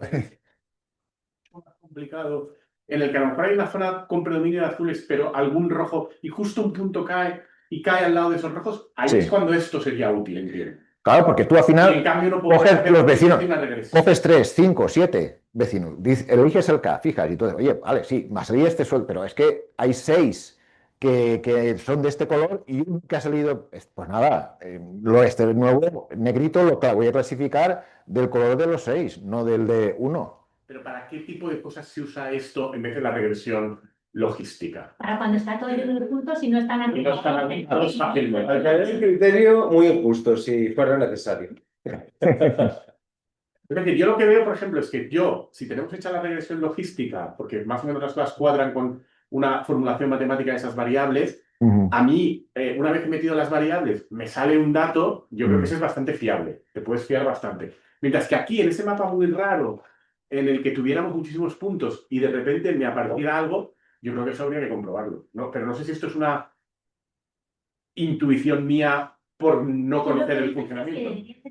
Que tuviera solo como indicio para hacer una comprobación, pero no para tomar una decisión Exacto. definitiva. Porque no me parece tan robusto, no sé. Pero no sé si no me lo parece porque no lo entiendo. Claro, no lo es. Pero vamos a ver, y que te sacan puntos sueltos que son la excepción de la regla, que se les ha puesto el color que no le tocaba, por la razón que sea, no sé. A lo mejor es que había otros, fueron fraudulentos a pesar de que digamos, la diferencia entre riesgos, quiero decir, entre gastos y ingresos, pues estuviera dentro de más o menos la normalidad, pero hicieron una serie de gastos deducibles que no fue por otra razón, sabiendo deducido gastos que no tocaba, claramente. Hemos hecho solo 2 puntos, 2 vecinos. Pero si en vez de coger 3, tú determinas que la K sea 7, pues entonces, aunque tengas 2 rojas aisladas en la esquina en medio de todos los azules, si tú determinas que necesitas 7, 8 o 10, no lo sé en qué magnitudes se hace esto, pues entonces ya va a dar igual que te caiga de casualidad al lado de 1 o de 2 rojos, porque si tú has determinado que necesitas más, probablemente eso se paría. Además, no lo vas a ver porque si trabajaras con más variables, ya no lo podrías ver. Ese es el problema. No, pero por eso, a mí lo que me gustaría saber es esto, ¿para qué tipo de cosas se usa? Yo creo que en el ámbito vuestro, de jurisprudencia, etcétera, pues es buscar los casos más similares. Al fin y al cabo, No, pero mira, los parámetros de similitud. Sí, pero por ejemplo, jurimetría establece una serie de parámetros y tú puedes seleccionar cuáles de ellos. Que la fecha sea parecida de la fecha de autos. Que el resultado de la sentencia de segunda instancia sea el mismo en todos los casos, porque puede haber sido se case la sentencia o que se confirme. Entonces tú vas juntando parámetros y entonces aquí yo sí que veo una utilidad. Porque tú vas cambiando y conforme vas cambiando los parámetros te puede cambiar el resultado. Porque a ti lo que te interesa es ver cuántas veces a ese juez le han revocado de segunda instancia, le han revocado la sentencia. Y esta nueva, si se la van a revocar o no. Exactamente. Entonces, ahí, como hay variables de estas que tú puedes seleccionar en función de lo que tú vayas buscando, la tendencia del juez, el grado de equivocación del juez, ajuste del Tribunal Supremo, entonces, pues la audiencia, entonces ahí sí que puede, y ahí sí lo veo. ahí quizá la dificultad es encontrar la métrica adecuada que pueda reflejar precisamente esa similitud, ¿no? ¿Con cuántas variables es operativo hacer eso? Porque ahí lo estamos haciendo con 2. ¿Cuál sería el máximo de variables con las que sería operativo hacerlo? Porque yo puedo pensar un mapa tridimensional en 3 dimensiones, pero a partir de 4... No, gráficamente ya no, se acabó, claro, no. No, pero tú matemáticamente trabajas igual a nivel... Sí, sí. Sí. Por eso que matemáticamente puedes Que gráficamente... Tú no lo vas a ver gráficamente, pero hay una máquina que te va a decir, estas son las más cercanas contando todas las variables. Gráficamente es difícil verlo, pero... Y luego, una pregunta. Sí. En la versión lineal, tú lo que estás haciendo es obtener la recta, o sea, tú presupones que hay una relación lineal, Sí. y estás definiendo la recta que minimiza la distancia de todos los puntos Exacto. A la recta, sí, justo, en este caso. Ese método te sirve cuando crees que hay una relación lineal. Sí, sí, eso es. Y probablemente se puede utilizar en aquellos donde probablemente en la realidad no hay. No hay, exacto. No. Sí, sí, sí, efectivamente, eso sí. Ujú. No sé, supongo que utilizarán algoritmos más complejos, pero Claro. para identificar si en una foto hay personas o no hay personas. Pero en el fondo es lo que se utiliza, ¿no? Digo yo, no sé, algún método parecido a. ¿O no? Regresión lineal, no. No, regresión lineal, no. Sí, Cercanía. sí. No lo sé, ¿no? Bueno, por ejemplo, para reconocer gatos, perros, ¿no? Si no es una foto de un gato o de un perro, que eso nosotros lo hacemos enseguida sin necesidad de aplicar ningún algoritmo. Internamente lo hacemos el algoritmo nuestro. Pues sí, hay métodos de, obviamente, uno de los retos de inteligencia artificial, ahora ya con el deep learning, te sale, o sea, lo hacen, entrenan y simplemente entrenando, los métodos internos son no lineales, son capas ocultas con el deep learning, pero te clasifican, la predicción es buenísima. O sea, la performance va un poco en contra de la trazabilidad, ¿no? Pero claro, cuanto mejor performance, más caja negra hay, ¿vale? Sí, sí. Y normalmente son estos, efectivamente, mejor performance, métodos menos lineales y con mayor ocultismo, ¿no? En lo que está pasando internamente. Bueno, intentaremos, porque ya son casi las dos, vamos a ver si... eh, entonces, la limitación, obviamente, por ejemplo, en este caso, ¿por qué este caso es de fraude? Bueno, pues simplemente porque se parece a otros casos más de fraude. Entonces, claro, el problema aquí sería, a veces sería complicado justificar jurídicamente que eso sí, simplemente porque has establecido una distancia y, bueno, ¿por qué no? Esta o no has considerado otras variables, también, en fin, eso pues tendría también, una de sus limitaciones podría ser esta de aquí, ¿no? Si comparamos un poco estos de aquí, tanto los métodos de árboles, la transparencia es alta, la explicabilidad obviamente alta y el uso pues, en administración, como el que vimos, el de bono social eléctrico.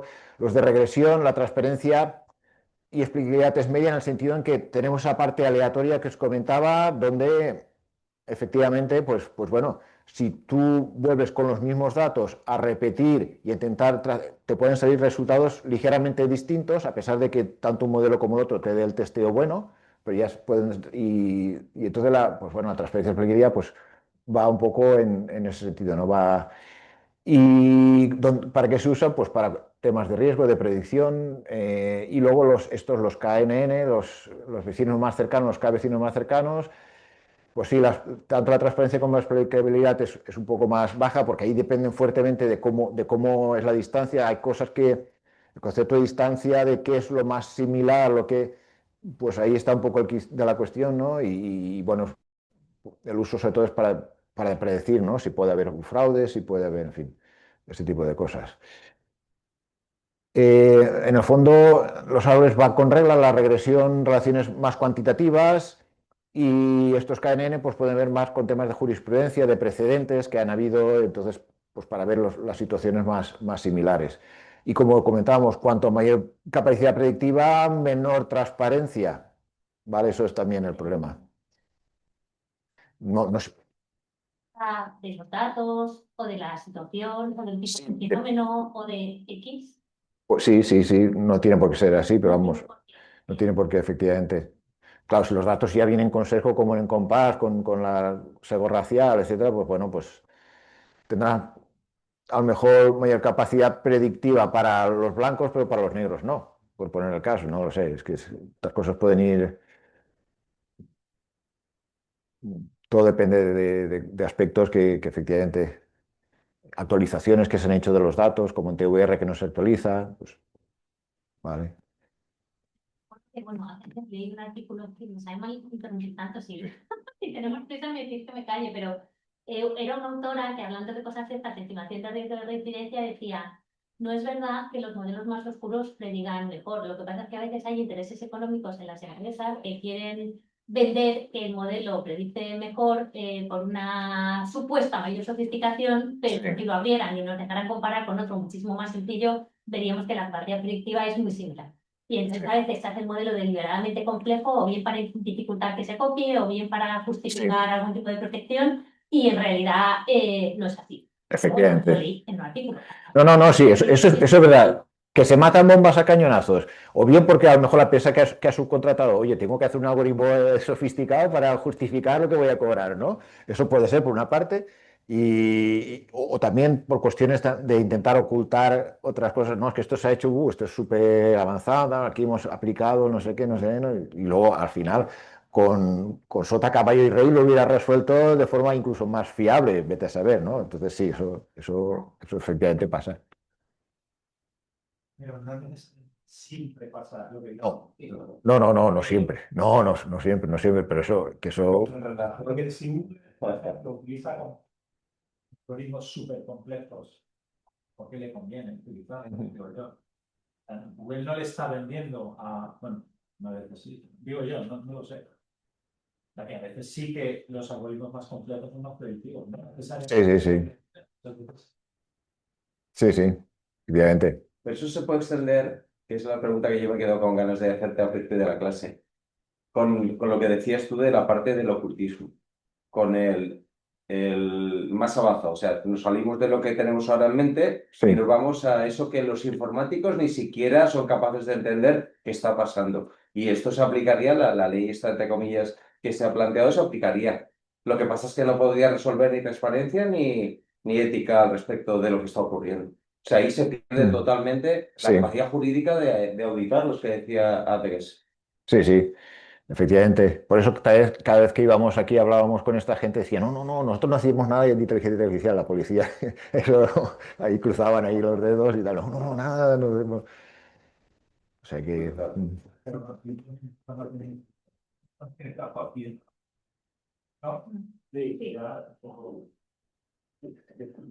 Bueno, un poco por comentar también de lo que hemos hablado, el tema de el TVR, pues utiliza modelos actuales clásicos con, digamos, estadística bastante sencilla.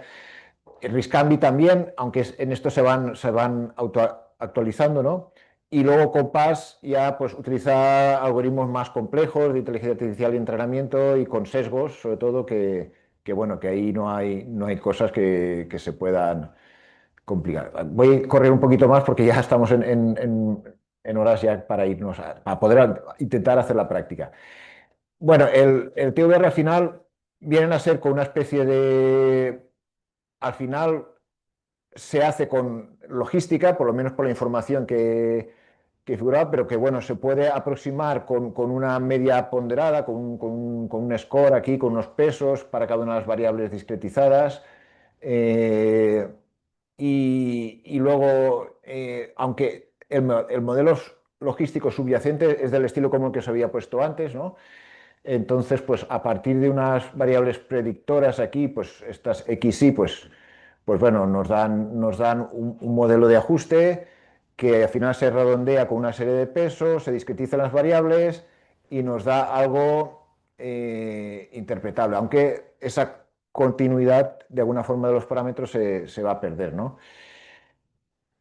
Las limitaciones es que no se actualiza, eso es la principal limitación, la validación es bastante limitada y cómo interactúan entre sí las variables predictoras, pues tampoco esas interacciones no están bien calibradas o no están claras. En el caso de Riscambi, pues también tenemos una especie de medias aquí con sus pesos. Hay múltiple diversión de riesgo. Aquí las variables sí que son dinámicas y que además se van actualizando.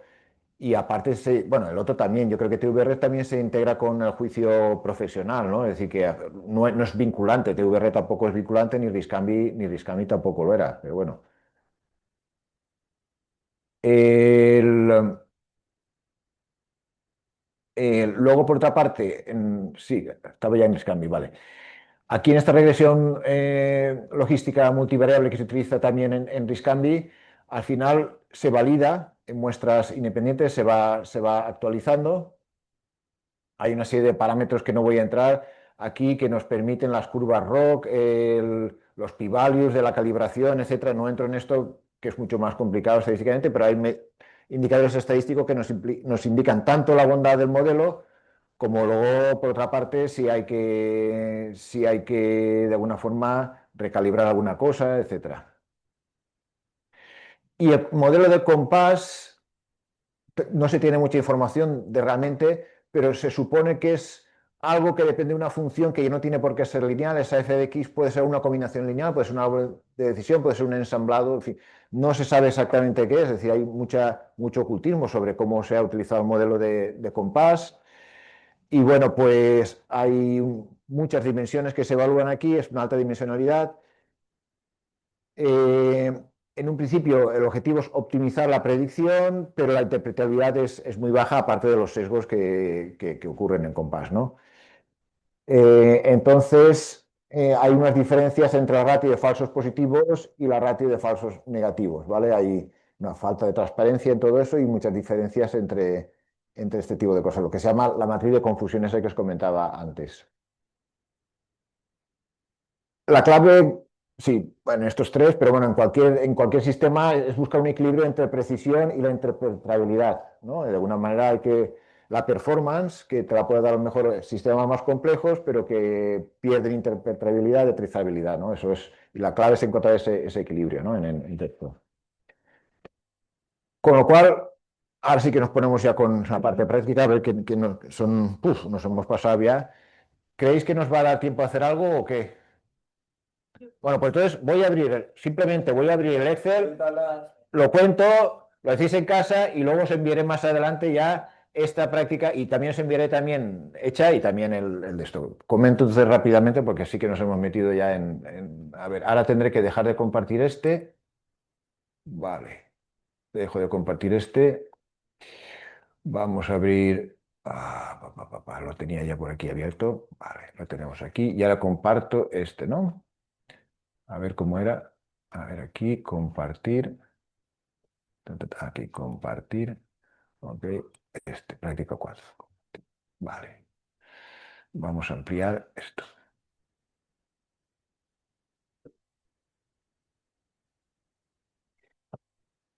Bueno, tenemos una parte en el periodo que va desde 2000. Esto es bajado de lo que sería el portal en su día. Ahora han cambiado. Algunas cosas he comprobado que eran algunos números ligeramente distintos, pero bueno, yo he conservado los que teníamos en nuestro informe porque de alguna manera, pues, ya que tampoco varía tanto, sobre todo en el tema de las conclusiones. Entonces, estudiamos aquí el periodo que iba de 2015 a 2021 incluido, ¿no? De manera que, por ejemplo, distinguíamos entre el país de nacimiento si era España u otro país, si había denuncia previa o no la había, ¿vale? Entonces, por ejemplo, aquí serían los feminicidios en España del 2015, 38, en el 2016, 27, etcétera, 25 en el 2021, en total en todo ese periodo 2018. Y aquí en la siguiente columna pues aparecían cuántas de estas víctimas tenían una denuncia previa. Solamente 43 españolas de las 218 habían presentado denuncia previa en ese periodo. Y hacemos la misma comparativa con nacidas en otro país, en el extranjero, y entonces tenemos 144 víctimas mortales en ese periodo y 41 de ellas habían puesto denuncia previa. Luego está en ese periodo qué rango al aplicarle el algoritmo Biogen, qué rango les puso. ¿No había riesgo? Es decir, riesgo no apreciado, o el riesgo era bajo, o el riesgo medio, alto o extremo. En esos 5 niveles se clasificaban. Y aquí, de todos los casos activos en cada uno de esos años, pues ver cuáles eran la clasificación que se les había hecho hasta el extremo, ¿no? Entonces, por ejemplo, en todo ese periodo, extremo habían 69, ¿vale? En todo ese periodo se les clasificó como riesgo extremo y aquí, pues, de no apreciado 145.000, que es eso que ha desaparecido ahora, ese ya, por lo tanto, a partir de ahora ya no estaría. Entonces, Y luego, aquí estamos en la población. Ah, sí, exacto. Esta es la población española de mujeres mayores de 14 años, esta sería la española en cada uno de esos años y esta en otro país. De manera que lo que vamos a ver es, por una parte, cuál sería, establecemos como riesgo estar en medio, alto o extremo y como no riesgo el estado en no apreciado o bajo. ¿De acuerdo? Entonces, lo que hacemos es, por una parte, si quiero ver aquí cómo sería el riesgo, cuántas de estas en cada año estaban con un determinado, cuál era el nivel de riesgo por cada 100.000 mujeres, por cada 10.000 mujeres, entonces tendríamos que dividir por la población, es decir, sumamos, por lo tanto, las que tenían medio, alto y extremo, es decir, estas tres, dividimos por la población y multiplicamos por 10.000.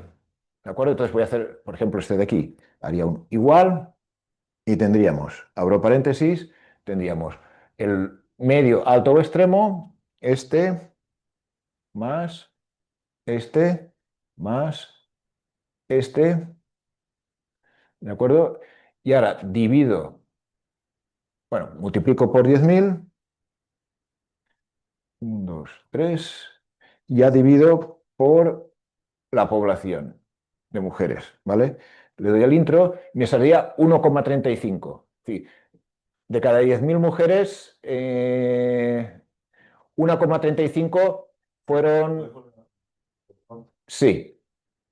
O sea, lo que hacemos es sumar cuántas mujeres, después de denunciar, tuvieron riesgo medio, alto o extremo, esas les pongo como que fueron declaradas con riesgo, ¿no? A partir de medio, ¿vale? Por lo tanto, con lo cual es sumar estos tres. Y luego, como lo voy a hacer por cada 10.000 mujeres, según la población española en ese año, que era el 2015, pues si esta es la población española en ese año, con lo cual si dividido por esa población de mujeres, me saldría por mujer, y entonces si divido por esto y multiplico por 10.000, por cada 10.000 mujeres, 1,35 habían denunciado y se les había adjudicado un riesgo a partir de medio. ¿Vale?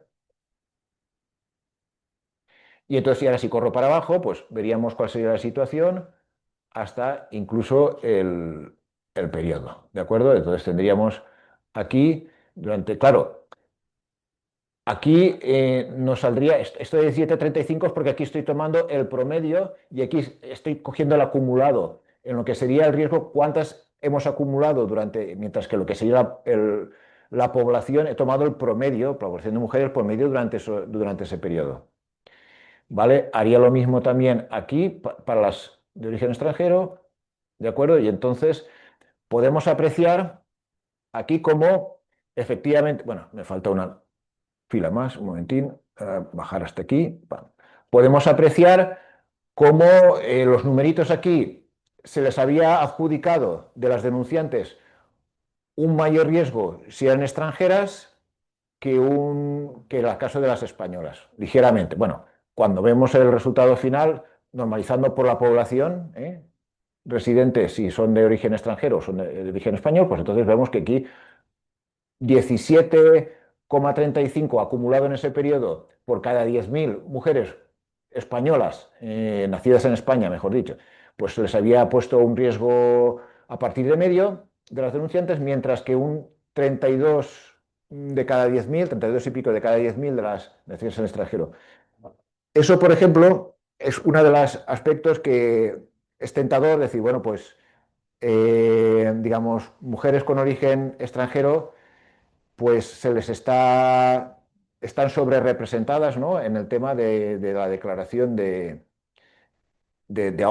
riesgo, por lo menos a partir de medio, ¿no? Con lo cual, además hay que tener en cuenta que hay un aspecto que es que el visado lo pueden, para las víctimas de violencia de género, pues tienen esa entrada de conseguir el visado, con lo cual, pues siempre es tentador decir, oye, es que es una vía, ¿no? Se les está resultando y entonces puede haber gente que interprete esto como que nada, pues que realmente lo hacen, la denuncia y luego al final reciben esta clasificación de riesgo a partir de medio y al final sobre todo para conseguir a lo mejor el visado, ¿no?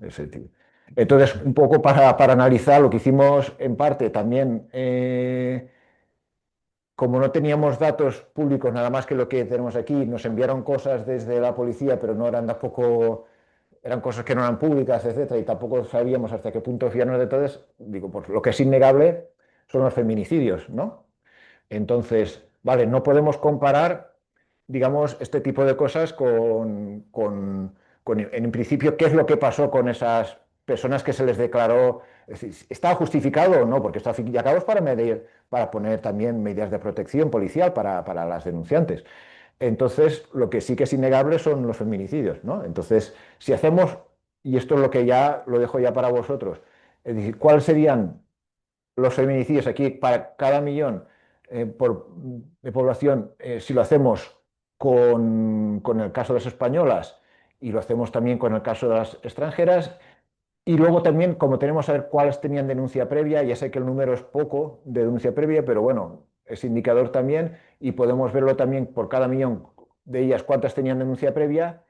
Entonces, lo comparamos entre cuál sería el riesgo, la ratio, ¿no? Entre el riesgo, entre lo que sería tener riesgo entre las españolas y las extranjeras, y hacemos lo propio con lo que es el feminicidio con denuncia entre españolas y extranjeras o sin denuncia, y podemos comprobar que esa primera apreciación no era así, o sea que realmente está justificado. A pesar de eso, la ratio que hay, y es lo que de alguna forma vais a poder hacer aquí.